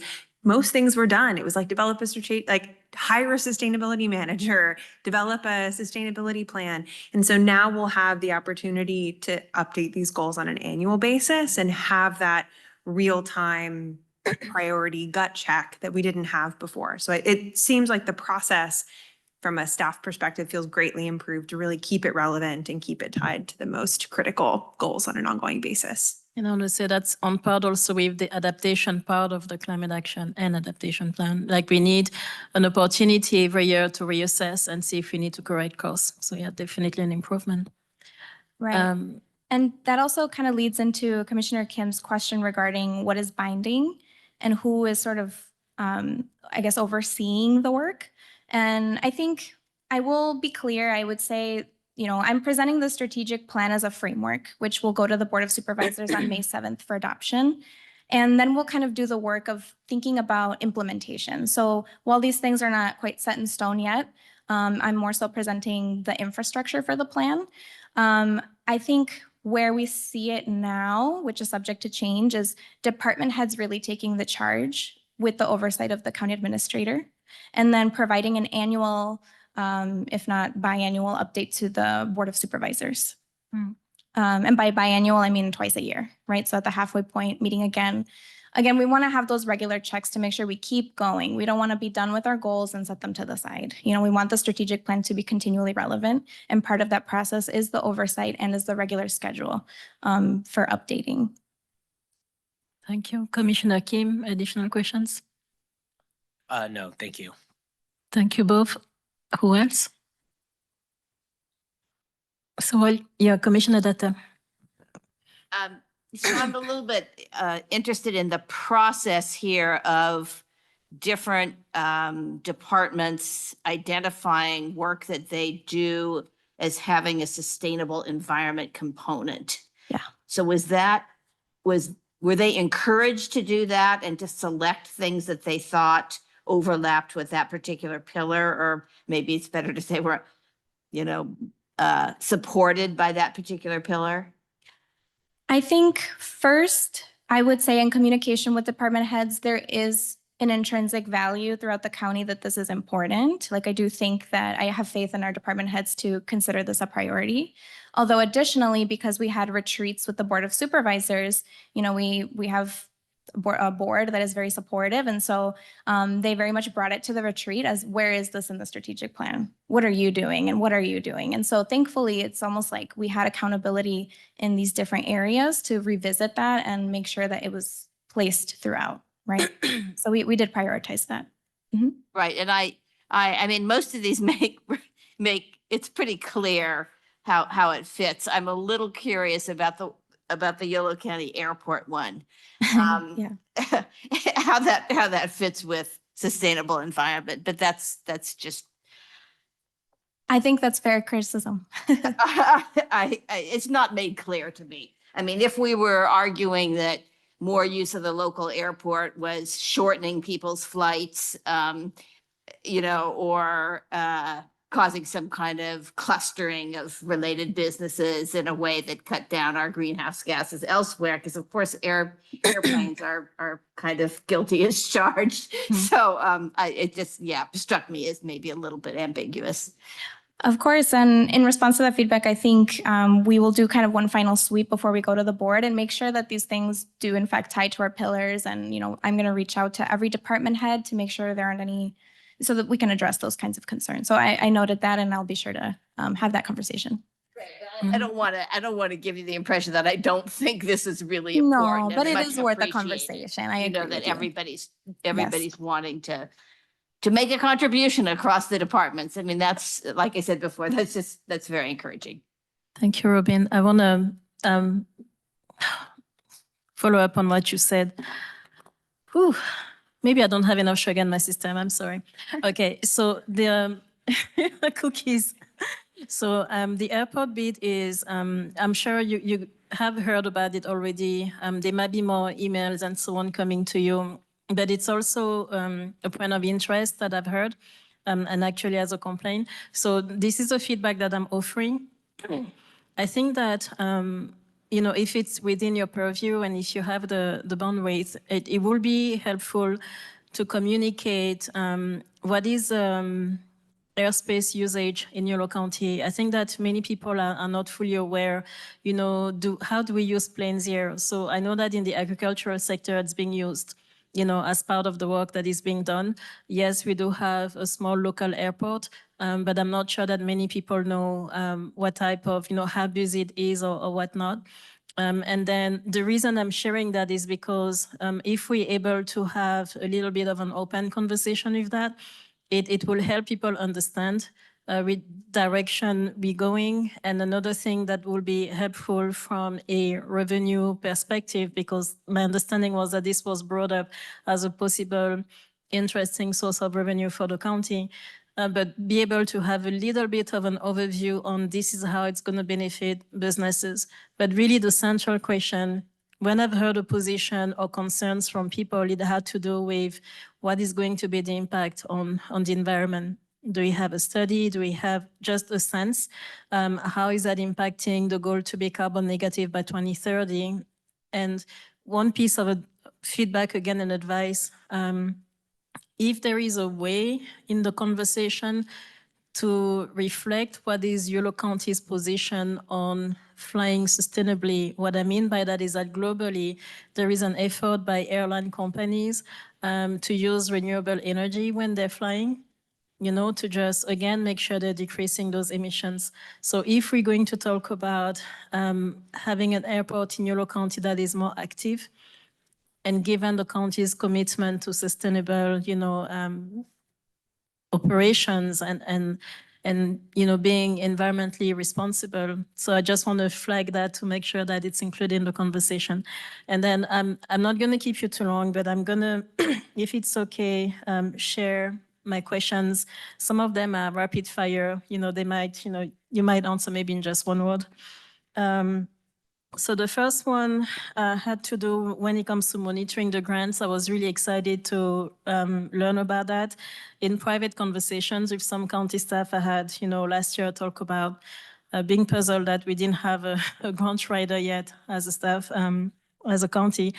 My question when it comes to that is, our feedback is it will be, if it wasn't part of the plan already, but if there is a way to make sure that county residents can also share grant opportunities with your office, and something just as maybe once a quarter on a post online or something, reminding people that, hey, if you know of grant opportunities that the county is eligible for, make sure to let us know.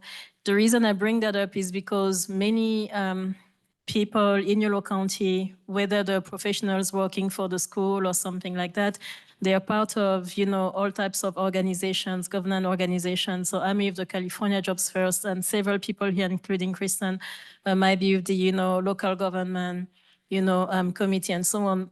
The point being that we come across grants that the county is eligible for. And, so it will be helpful to be able to just, send that information somewhere where it will be useful. So that was one. Second thing, operation excellence. Again, just flagging, this is feedback. If you want to react, good. But I know that you're giving us an overview, so of course you cannot go into all the details. I understand that. So just want to make sure that as we are talking about making sure that our county staff has opportunities for professional development, that also helps with diversity and equity practices, that we're also thinking of accessibility for residents and, the services. So I'm thinking language services, are there still areas when it comes to county services where language is a barrier? And can we do something about that? And especially in rural areas, I want to point out that any opportunity to work with our library system is fantastic. They are in the most rural parts of Yolo County and function as community centers too. And another thing, I didn't see that in the presentation, but like I said, it was an overview. In the strategic plan, is there plans for the county and a way for the county to hire, whether it's in a volunteer capacity or any other way, navigators? So one of the feedback that I've received from both residents and some county staff in some of the committees I'm in is that onboarding takes a long time. There is quite a period of time between when people need a service and when finally they're able to register and to have someone, attend to them. And maybe it's something that a navigator, someone who is a resident, speaking the language, understanding the culture, being from the community, maybe that's a gap that will fill. The only other reason I'm bringing that up, and thanks for bearing with me, is also because I hear often from people who live in different parts of Yolo. Some of them are retired, some of them are students, and they're looking for opportunities to volunteer and to give back. So maybe there is room here for, again, collaborative community practice. And then the last thing to flag on Operation Excellence is making sure, of course, that we are also centering our community members dealing with a disability. And what I mean by that, and this is just a question again, because I've heard it from community members in county operations, including when it comes to hiring staff, how accessible are we when it comes to our residents with disability? Is there room for them to be able to work a few hours, or are the services that the county is providing also adapted, to them? Are we able to go where they are? So if this is part of the strategy, fantastic. And if it hasn't been further developed, then yeah. Do you have any questions so far, or can I keep going? You can keep going. I'm taking notes. Don't worry. Thank you. I'm almost done. So my third question, I want to thank you for the strong emphasis on water services and waste management. Great. Nothing more to add. My question here, and again, it's more of a flag, is also, energy. So what I saw about energy was the will from the county to make sure to, when it comes to energy use, to be as responsible as we can and so on, including fiscally responsible. But my question here, one of the public comments we heard today, and this is something that many of us keep hearing in the community, is a concern about electricity bills for residents going up. But part of that has to do with how contracts are negotiated, right, with PG&E and so on. And Valley Clean Energy is very active on that front. So the question is mainly if, how that fits in the county strategy plan, and if even the county can do something about that or communicate in some ways. Again, just relaying a big concern here. And then we're nearing toward the end. I already talked about the airport. Question 5 had to do with electrification of vehicles. And I know that you're working with the sheriff department, but I'm bringing that up, just a special flag here, because what I heard from them is a concern when it comes to the cars specifically, because they're used to batteries, right? They're very heavy, they drew lots of energy. So I just want to flag the fact that they're going to need just a special type of attention, because whatever solution we have for any other department, for county fleet, something is going to have to be tailored to them because it's such a special nation. Yeah, very complex. And something also, and I'm going to stop here to keep in mind, EVs are great. I'm obviously pro-electric vehicles. Small detail, I won't spend too much time on that, but sometimes they're noisy. And of course, if someone is in the middle of an operation where they have to be quiet and invisible, this is just something practical to think about when you look into that. And then last but not least, your department is amazing. I mean, the work you're doing is so, in my opinion, progressive in terms of adjusting to the needs of today, the technology that we have, and just the way you're operating. Quick question, no answer needed, just, flag it in. I'm hoping, this is so amazing that I'm hoping that you're taking interns, that there's going to be, sustainability department has a Civic Sparks fellow, but I feel like the work you're doing and the way it's done is so in the forefront of many of the issues, and the best way to address them. People who are still studying or whatnot, I hope they have an opportunity to see you in action and to learn more, and hopefully to be inspired to continue the work too. And thank you. I'm sorry to my colleagues. This was a very long feedback. You just inspired me with your presentation. Thank you. Yes, Commissioner Reed. First, I wanted to thank you for the presentation and for your explanation, which was very clear and helpful. I support the comments of my colleagues and express my amazement, actually, at accomplishing what you've done, because I'm an old bureaucrat, so, been in the system. Penetrating the silos is hard work.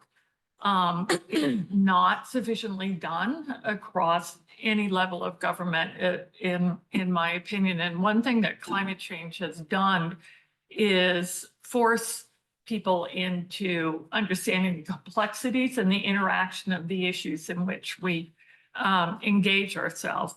For example, the cross connection between climate change and health services, or aging, or heat waves in terms of how they affect public safety and the behavior of people. So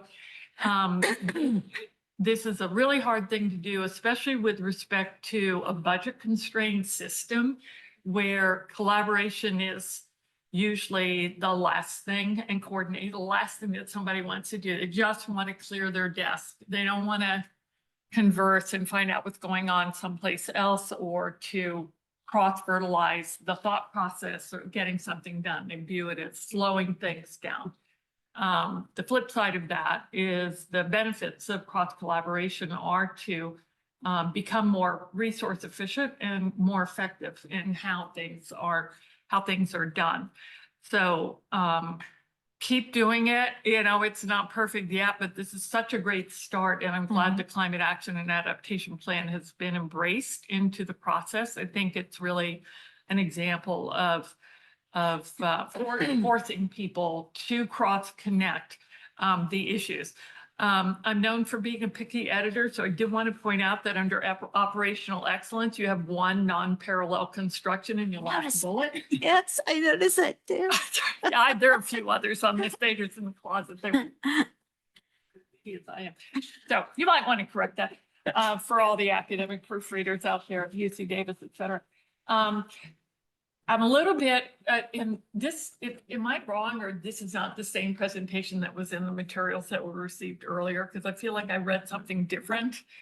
The formatting was different, but it's the same. Okay, so some of these things sort of jump out at me when I look at the pillars, and one is in sustainable environment, providing support for fire service sustainability to prevent.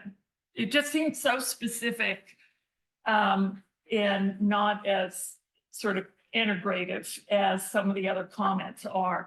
And also I wonder, you know, why in particular it's in that, why it's in that place. It just, that's a comment. You don't have to answer it. I agree with the entire discussion on the airport. One of the things, because we tend, again, cross coordination, we tend to try to look at things holistically. And so looking at the airport with the lens of economic development, and you may forget to include some other things like the emissions that are coming out, or the fact that that's where the pesticides plane refuels are across, you know, operate across the street from the airport. So it's the loudest plane that they have. So you know when it's coming in and when it's going out. But there's a more robust environment at the airport that involves the sustainability that's not implied by that conversation. I also noticed in something else that I read in the previous format that there was again on the economic development side, there was a comment about job training and coordination to affect job training that didn't call out green jobs. Yeah. And so that's an opportunity that's missed in terms of integrating the Climate Action and Adaptation Plan with the rest of the perceptions and the concepts and the activities that are produced by each of the departments in that context. Those are examples of the lens through which I would be looking at it, and I will provide those comments in right, and that completes my observations. But thank you. You're frankly your breath of fresh air, and so I really appreciate you being here. Good job. Thank you, Commissioner Reed. I appreciate it. And welcome to the YCCAC meeting where we are looking at acronyms and we're very picky, we get in the details. Quick follow-up on Commissioner Reed comment on green jobs. Just flagging that another opportunity, it's another opportunity to remind community members that by green jobs, we don't just talk about jobs that are specifically attending to the environment and sustainability, that also I encourage us to expand the view of that to how existing jobs can pivot to be more sustainable. You know, what opportunities to further develop their skills in a way that's more sustainable exist out there. And, what are we doing to facilitate that? That applies to the real estate sector, right? Housing, building maintenance, and so on. Thank you. Any additional feedback, Commissioner Ullman? Thanks a lot. I want to agree with what's been said here. I think the airport has almost become the poster child for some of the types of resolution that you're going to have to confront going forward. I really applaud the integration of sustainability in this, but I almost like to see a matrix of, here's the pillars. I'd like to see something on the other axis here to kind of give us an idea of sometimes what's a benefit in one pillar is going to run in conflict with benefit in another pillar.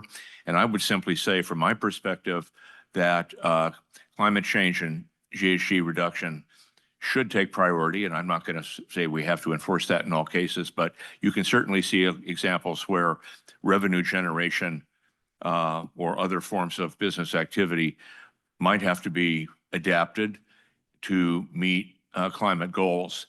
So we're not just perpetuating business as usual. So I just want to cast my vote for emphasizing the sustainability pillar. That's why we're here ostensibly. But in some cases, I think it's going to be quite complicated. There are going to be constituencies that emphasize other elements here that are represented in the other pillars. And so when I was looking at the airport, for example, I contended with the concept that avgas still contains lead. And when you see planes flying directly over the Flyers Club swimming pool, you're getting a nice dose of it. And of course, lead in the atmosphere has reduced substantially due to the EPA and other federal agencies in particular. But that's just a simple example. Short-haul flights are not energy efficient whatsoever in terms of GHG emissions, and that's been carefully documented. So those things need to be borne in mind. And I do understand the benefits of airport expansion, but those are the new variables now that are going to be engaged in the analysis.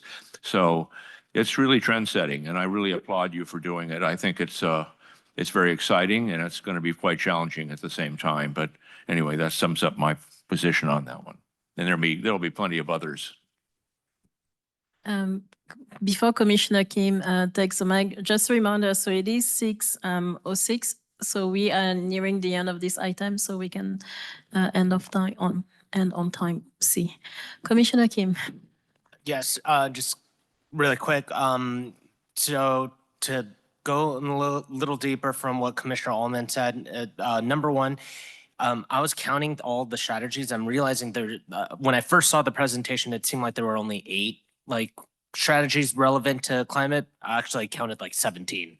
So I think there's a lot more. And what would be interesting, even though it could look redundant, is just on the bottom of the strategic plan, just a summary of all of the climate related, even though it's interdepartment, right? So it's all of the departments, but it's from all of the departments, here are the 17 climate related priorities. And what would be interesting is at the end of the year, if you're getting biannual reports, if there's a department climate scorecard, right? Where every department gets an A or a B or a C based upon which climate goals that they were supposed to do and achieve. And then the county as a whole can get a county climate score based upon, of the 17 priorities that I counted that were related to environment, how many of those were realized or what percentage they were realized. And that could be a county interdepartment, climate score. That could be interesting. And then on completely unrelated, since we're all talking about the airport, I know I had no idea Yolo County had any jurisdiction over the airport. I knew they had for the landfill, and because they did, now we have a landfill fee.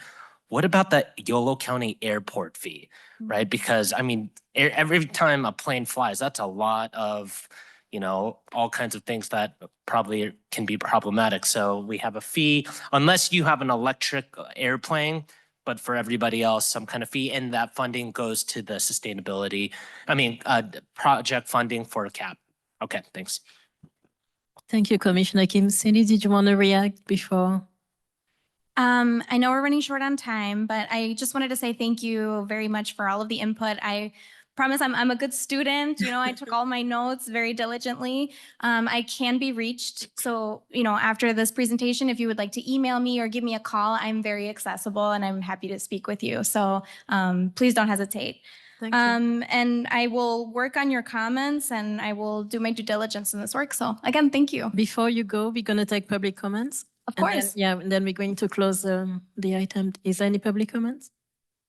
No. Not at this time, no. Okay, so I'm going to thank my fellow commissioners for all the input, very passionate input you provided. Didn't know we were all such fan of planes or not, right? And then also what from Commissioner Kim, something that really stand out from what you said is how it's useful to be able to track progress and how that can be an incentive in moving forward, the percentage that you mentioned. Cindy, thank you so much again for taking your time to be with us today. Cindy, can you remind us what the deadline for any comments or questions might be? Yes, it goes to the Board of Supervisors for adoption on May 7th. The best time to provide comment would be by May 1st, so we can be actionable. So May 1st, I think, would be the deadline there. Thank you. Okay, I think this concludes our time on agenda item number 6. So now we are moving on to item number 7. And we're going to receive updates on our greenhouse gas emissions inventory. Kristen has the floor. Please refer to attachments I and J. All right, let's see how quickly I can go through this. So staff, so I will go through my slides as quickly as I can. All of the details is in this handy dandy 21-page staff report. And essentially this is a sneak preview of the CAP appendix related to our greenhouse gas emissions inventory. And so we can take back any questions that folks have, if there are any, there will be questions. I know there will be questions. There are questions that I cannot answer. We'll take them back to the DUDEC team and report back. But if you pull up the screen share here, so I'm just going to do the high-level summary of where we landed in terms of our emissions inventory. So if you go to the next slide, so just as a refresher, there were 3 key components. We did 3 inventories as part of our one. One is our community-wide inventory. This is everything in the unincorporated area. So residential, commercial, industrial, agricultural uses. This is when municipalities do inventories, this is typically what we're talking about. It's that community-wide inventory. We also did a municipal inventory. So at the end of the staff report, at the end of my presentation, I'll show the side-by-side comparison of our last emissions inventory to now. When we talk about our net negative by 2030 goal, we are looking at the community-wide inventory. We did not do a municipal inventory in 2018 with our 2016 data. So, but this is a really helpful way, something that we've talked a lot about as a commission and as county staff is if we're going to set a community-wide goal, it's really critical that we are also doing our due diligence to meet that goal internally. And then finally, the consumption-based inventory, it is a narrative. It is assumptions about how people are consuming goods and services. The actual, how much people are driving, how much energy they're using, that goes into the community-wide inventory. The consumption-based inventory is a more general proxy for both the direct and indirect emissions associated with the consumption of goods and services in the county. Next slide, please. So looking at our community-wide baseline inventory. So there's an interesting thing that I want to note up front is in our last inventory, and I'm going to sort of intersperse the difference between the last inventory and this one as I go. Their inventory development is a science that is evolving. And so a lot of what the staff report goes into is there are fundamental differences in the way things are calculated that change over time.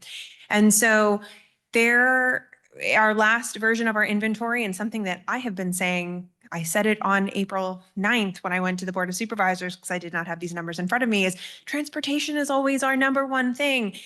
And it's not currently. We're looking at building energy being our current largest source of emissions. I do want to note that there were some major differences in the way that VMT calculations were calculated, and the DUDEC team, they have to use sort of these standard calculations. The staff report explains in detail how the methodology changed and the standards changed statewide between 2018 and today. But currently we're looking at, and I'm actually looking these totals, I'm looking at them now and I'm seeing that there's an issue here that needs to be corrected where on-road transportation is actually higher than building energy. And I didn't catch that till right this moment. So we will fix that. I'm thinking that those two need to be shifted. But either way, on-road transportation did decrease significantly in terms of the overall pie and the overall piece of the puzzle. Building energy and transportation, though, still no surprise. Those are our top two. And then we look at water and waste, typically a very small percentage of our overall emissions inventory. Off-road equipment has grown in the overall share of emissions. Agriculture is sitting at about 15%. Next slide, please. This is it here, and I'm going to again double check, verify that change is, or the discrepancy between on-road transportation and building energy. We didn't have, we are trying to get as many pieces done as possible before I go and leave, and this is hot off the press data that clearly I missed despite writing the staff report and putting together these slides. So thanks for your patience. Next slide, please. So looking at the municipal inventory, not surprising for a county that operates a massive landfill, that solid waste is the far greatest source of our emissions. And the staff report breaks down what that comes from. There's both the waste in place and then waste generation. Waste in place is huge. We have a massive landfill, and despite having incredibly good methane collection systems, the disposal of large, tons and tons and tons and tons of liquid solid waste and compost generates emissions. So that's the big piece of our puzzle. The rest of this, on-road transportation, is essentially county fleet. Building energy is the energy to operate all of the county-owned facilities. And then off-road equipment, it's a very small piece, but that's essentially our parks department's off-road equipment and vehicles. Next slide. So this, again, shows the side-by-side of with solid waste and without solid waste. So when you look at the solid waste being included in the municipal baseline, it's really hard to see the forest through the trees there. Going to the right side of the screen, you get a little bit more of a sense of where we're at. And when you take that solid waste landfill piece out, vehicle fleet is really clearly where we need to be spending some time. And so we're already have a really cutting edge landfill facility that is doing so much to really minimize their waste. And I think this fee acknowledges this contribution and some of the indirect emissions associated with that as well. On the vehicle fleet side, there's a lot of great work to be done. We're excited to be doing the ZEV action plan, developing our fleet transition plan as part of that. And we are actively seeking funding to try to get as many electric vehicle charging stations on the ground for our own fleet as possible. And then on the electricity side, we're starting that process. We are getting to the final stages of selecting a consultant for our inventory and feasibility study. And so between the zero emission vehicle plan and the inventory and feasibility study, we will have very clear plans in place with clear action steps to address those two other major components by the end of next fiscal year. So next spring, we'll have both of those plans completed. Next slide, please. And then the final piece is the consumption-based inventory. So transportation is, when you look at the standard, the average Yolo County resident and the way they are traveling, the way they are, where they are purchasing food, the type of lifestyle that they live, transportation is the biggest chunk of that puzzle. Food and where it comes from is huge. In the US, the average meal travels 1,500 miles from farm to table. And so when you look at the indirect emissions of our food consumption, it's really massive. And so that's why in our CAP, when we even talked about meat consumption, it was, let's think about local meat. Like we have an incredible like ag sector here that is doing a lot of great things, and promoting local food consumption here is one of the best things that we can do to really take down emissions in the food space. Housing, goods and services, all of the consumption-based inventory is also not just looking at the energy that you're using to operate, the fuel that you're using to operate your vehicle, but when you were making a purchase, there was a lot of energy that was used or that went into making the particular product, your home, the roads, the concrete, your car. And so all of that fits into that consumption-based inventory narrative. Next slide, please. So this shows at a very high level the different subcomponents that go into those consumption narratives.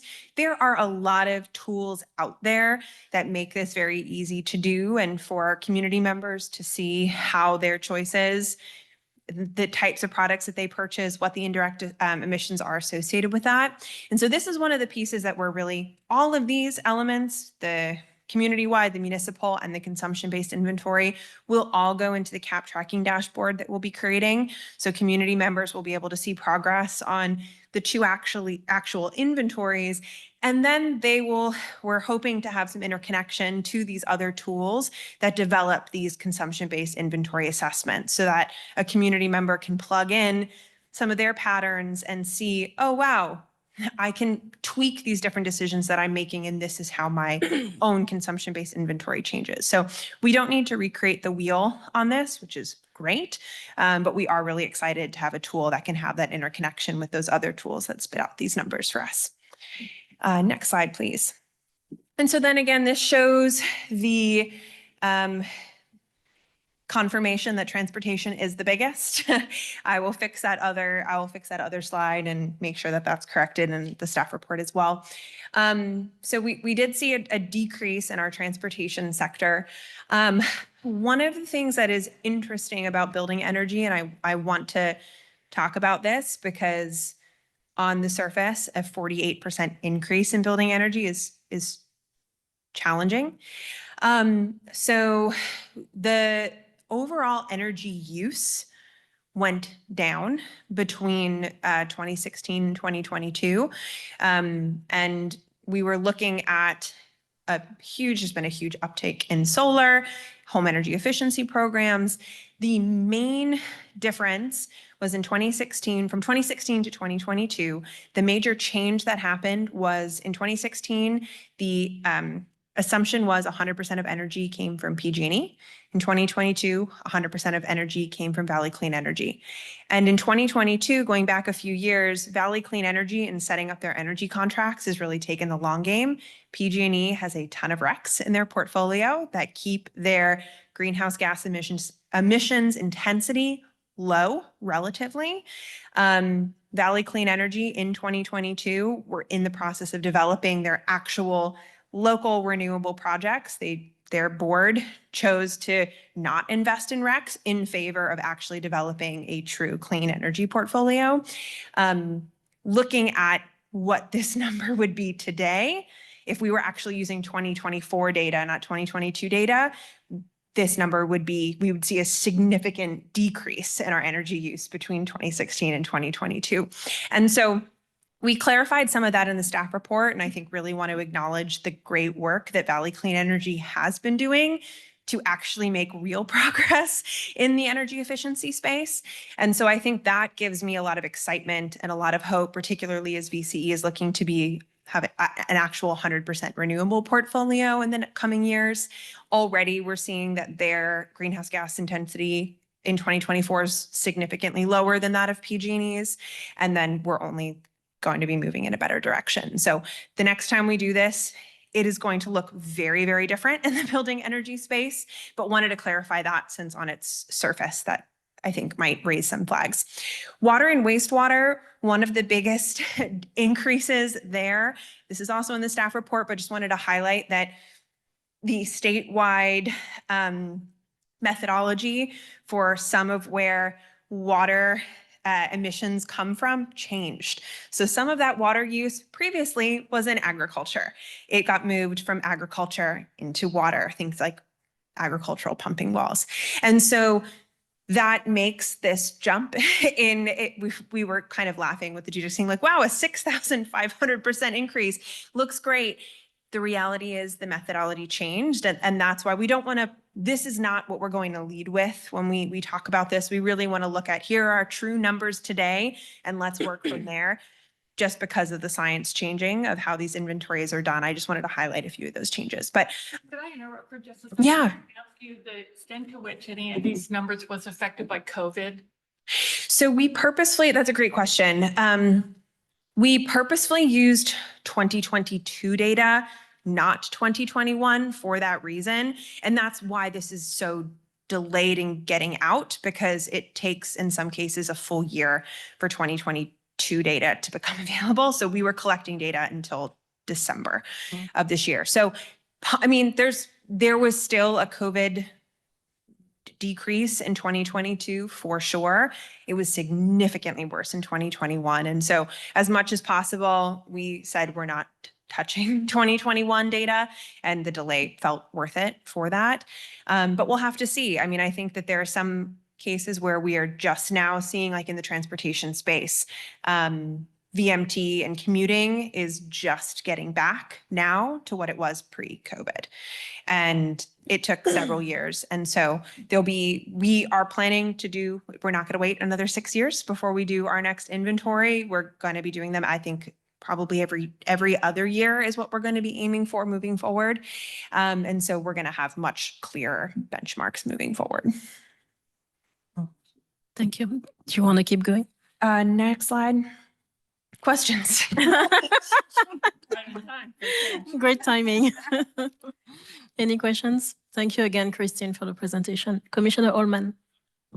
I'm interested in a couple of things. One of them is that for presentation to the public, a system has to be developed so that they understand exactly what they're looking at here. And some of the explanations you've given us, I don't know whether these can be annotated or infographics or whatever, but that I'm not going to want to dive into that at the moment, but that needs to be borne in mind, because people are going to come to this from all different perspectives, and where did we start with and what has changed and that sort of thing. The other concern I have is that the methodologies used here by the county be consistent with those that may or may not be in place with the cities, so that people can look at, after all, I mean, the majority of Yolo County residents live in incorporated areas, but so they can look at to the extent that their cities do participate in greenhouse gas inventories, which I certainly hope that they persist in doing, they see apples to apples type comparisons, and they can see across the board whether we're making progress and that sort of thing. Because there really are some, there are going to be quite a few, the ability of even the news media to understand statistics sometimes is a little bit challenged. You know that. But anyway, so just to make sure these things are clear to the somebody coming to this information cold and they don't misinterpret it. That's. And we'll make sure we will shortly be putting out an RFP for our CAP tracking dashboard, and looking to Julia to make sure that that is really clearly integrated. And we've seen a lot of great examples of these tools that have like a story map type of interactive interface where you're explaining exactly what things are before you're getting dropped into a chart. So absolutely. I think too, the impact of VCE could be, it can't really be overstated in terms of the contributions to the meeting the CAP goals. And that's true for the county and the cities as well. So to the extent that that can be brought forward, I think that would be very valuable. Absolutely. So Kristen, like when it comes to, the dashboard, it is probably the inventory, these inventories that are going to be like the main KPIs. And I mean, the main KPIs being metric tons of CO2, but in these, for the, community-wide inventory, municipal inventory, like line items, right? That's what can be tracked essentially. So the interesting thing is we are going to be, one of the next pieces that the DUDIC team is finalizing, now that our actions are finalized, is what are the emissions projections given the actions that we're doing? Because we don't have real-time tracking of emissions inventories, they are point in time counts essentially over a year-long period. But the main tracking is going to be progress on our different actions and how those impact those overall inventories across community-wide and municipal. Okay, and then at the end of the year, you can like account for it in like what the actual metric CO2 is for each of those. The only way to do that is to do a full inventory. So that's Oh, something that we'll okay. be doing every other year. Every other year. And, Yeah, and it's who does that? Like who did the inventory? Or was this county staff? This was Michael Hendricks did Oh, this. this is and Michael Hendricks who did the 2022, 2016, and okay, I see. 2016 was done by Ascent. And so that's to Mark's point. That is one that we did in partnership with all of the cities except for West Sacramento. They did theirs separately. So we used a set of methodologies. They gave us a tool to use to update. Some of the cities are using that Excel tool. We really felt like there was a lot more that we wanted included. And so we did this. This is the challenge. And hopefully the Yolo Resilience Collaborative can get us to a point where we have a process in place for doing something that is more aligned across the city. But really, these are incredibly time consuming, like just like the request for information side of things on the staff perspective to get all the information to Michael Hendricks was overwhelming. So we will be using a consultant moving And forward. then, so one final question. So for like a person who's not very familiar with all of the tracking but then or the main goal being by 2030 being zero net, does that mean like in 2016, the total was 1.8 million metric tons of CO2, 2022 dropped to 751. Is the goal by 2030 to just be at zero? So Is that what this means? The important thing is this does not touch on any of carbon sequestration. So that's one of the other pieces that's going to be integrated. So this is just our inventory. Mhm. The other big piece of this is the emissions projections from implementing CAP strategies and actions. Yeah. So that is something that the DUDEC team is working through, is for every single one of our actions, what's either the emissions reduction or what is the sequestration benefit. And so we might get to hopefully this drops significantly, but we are also going to have the sequestration piece in there as well. And so in subsequent inventories, there's essentially now is our starting point. And that's really the way we're not doing a baseline inventory of our carbon in our soils. And so how the tracking works for the carbon sequestration piece is implementation of practices and tracking that. And then we'll be able to say, okay, we've implemented this on X number of acres. Here's the sequestration benefit. And then that'll be a new line item that's fed into our emissions inventory. All with 2022 being like our baseline that we're going to be comparing with in the future. Yes. Okay, got it. Thank you, Commissioner Kim. So we are at time, but I want to make sure everyone has had a chance to share feedback or ask questions. I usually don't do this, but Commissioner Bennett, is there anything you wanted to share maybe with Kristen before she leaves us for several months?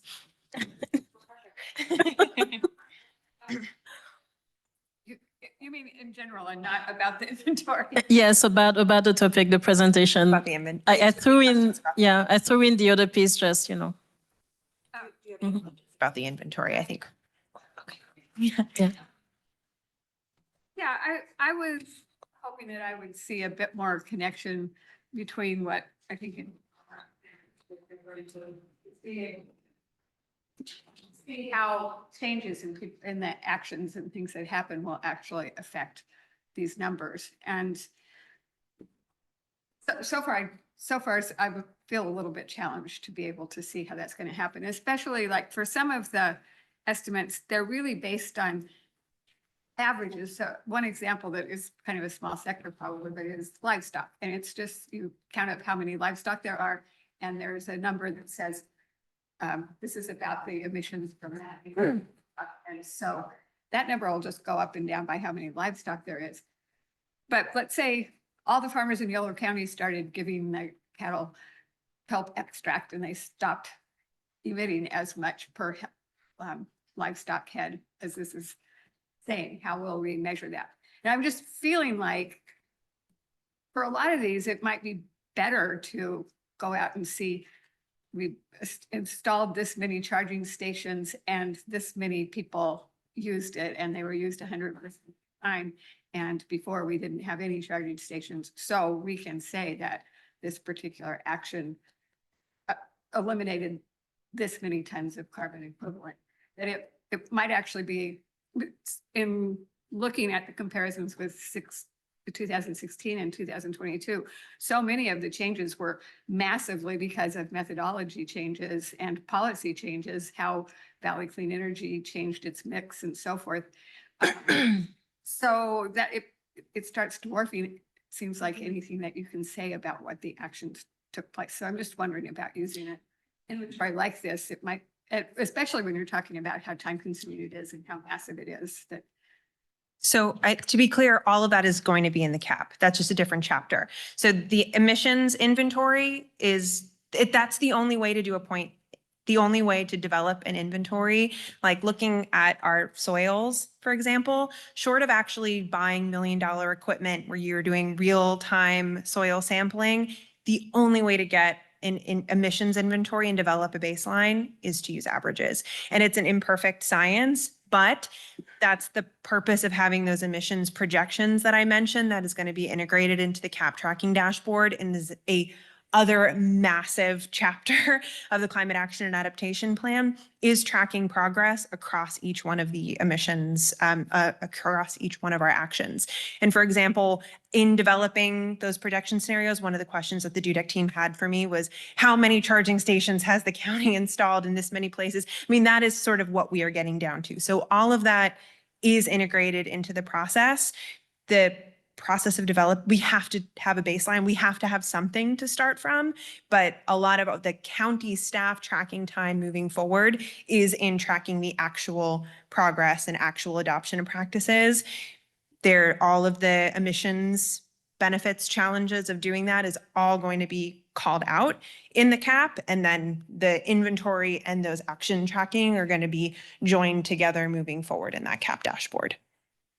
Yeah, it's very positive. And just on a general note, we were just talking about how wonderfully this process has gone forward under your tutelage, and I wish you the best, and I'm looking forward. Thank you. Thank you, Commissioner Bennett. Yes, Commissioner Dutton. This is just a very prosaic question. We don't have that presentation. After you fix the numbers, could you send that out to us? Yes. That would be great. Yeah, it'll be updated. The final version of the packet that goes online will have the slides. Great. The slides in it. Thank you. And any additional comment? Yeah. Yes. That would be from Christine. Okay. So before we turn to Christine on this floor, everyone is good? Okay. Christine Shoemaker, you have the floor. You have 3 minutes. And then I'm going to address the commission regarding the remaining time. Christine, we are listening. Thank you for joining us. So thank you. And I was very happy to see the greenhouse gas emissions thing. Being a numbers person, I really, this is the kind of stuff I get my teeth into. And I think somebody, or maybe it was Commissioner Britton, said it was really good to be able to see the numbers. So I'm happy that we have that. Overall, I'm also happy to see some quantification around VCE's numbers. So on page 21 of the report, it talks about that in 2022, VCEs had 705 pounds of CO2 per megawatt hour, and they're estimating in 2024 that it's going to be 134 pounds. Well, that's an enormous change from 705 to 134. So, and in between in 2023, it probably is going to be, in the 300 range. So I'm hoping that there's a way to have that on the dashboard. You said you were going to be doing inventories every 2 years, but if there's a way that you could show what the county electricity CO2 was on a yearly basis, I think that would be really great. So anyway, thank you from a numbers person. Thank you, Christine. Okay, so I think this concludes our time on agenda item number 7. So I do have a question for board members, commission members. It is 6:37 p.m. I'm aiming for us to be done by 6:45. Is it okay if we push through? So all we have left are the updates, possible announcement, yes? Okay, so let's continue. Moving on to agenda item number 8. So let's listen to update on our technical advisory committees. We're going to start with the equity and engagement one. Commissioner Serena and Commissioner Austin, you have the floor. Gonna make this real quick. Yeah, we just spoke about items and details around the art contest, which, was wonderful. We're so happy. The outreach schedule, which is already underway. There was the landfill event this weekend and so many others. So if you're available, please sign up. And the video component that will be ongoing at these events. So we're trying to highlight voices in the community. And so we're kind of talked about that a little bit. Other than that, did I forget anything? I don't think I did. That's about it for us. Quick clarification, the Youth Commission has a new board members, new commission members. So do you still have youth representation? We have our youth commissioner still with us on the E&E TAC. Okay, thank you. So let's listen to the next TAC update. So this is Natural and Working Lands, Commissioner Kim, or I don't know if YRCD is there. Yeah, Kate? Yeah. Kate, thanks for joining us. You have the floor. Hi, good afternoon, everybody. We've got the Natural and Working Lands TAC meeting scheduled for this Thursday at from 3:30 till 5. And at that time, we're going to be reviewing the Natural and Working Lands Appendix, which we received from DUDEC last Wednesday evening. So we're in the process, the RCD is in the process of reviewing it in advance of that meeting and getting ready to provide highlights to the TAC. And then we have another week for all the TAC members to do further review and commenting, and we will send it back to DUDEC. Thank you, Kate. That's very exciting. Commissioners, any questions, feedback? Anyone? No? Okay. Public comments on that? No public comment. Okay. Thank you, everyone, again. This concludes our time on agenda item number 8. Agenda item number 9, do we have any reports or comments from fellow commissioners? Anything that you want to add? Any events that needs to be included in the newsletter that's coming to mind? Only thing I want to announce brief is our Sustainability Advisory Committee for Woodland is having their quarterly green drinks this Friday. All are invited. It's at Morgan's Mill. It's 5:30 is the start time. So everyone's welcome this Friday. This Friday, 5:30, Morgan Mills, wear green, drink green. I wouldn't say wear green. It's just like if you want to wear green. But everyone is welcome, and it's really just to promote environmentalism and give folks a place to come if they're feeling that they're not involved and want to find out more about what's happening locally. So, yep. Appreciate it. Thank you very much. And then Whole Earth Festival is this weekend? Yes, no? No, we do have a tabling event. We will be This at weekend. Dia de los Niños and Burns Park this Friday from 3 to 6 p.m. Yes, I just remember it's in May, but yes, I saw something in the sign-up sheet for this weekend. Okay. And also just a reminder, if you have events to include in the newsletter, the drop dead deadline would be the Wednesday before the commission meeting. Okay. Fantastic. So I think this is about it. So again, Kristen, this was your last meeting with us before you go on maternity leave. On behalf of the commission, and people will talk to you separately. Number one, thank you so incredibly much. Never get tired of hearing the thanks. And number two, happy maternity leave. Yes. Thank you. Thank you for bringing another climate activist in the world. I am claiming it. Yeah. And to all of the team, I know that you're going to fill in Kristen's shoes. So thank you for all the work that everyone has done, commissioners. And let's sign up and continue with the tabling. To people joining us online, thank you all. So have a good week. This meeting is officially adjourned. It is 6:42. Thanks again. Yeah. Thank you, MJ. Okay, we did it. This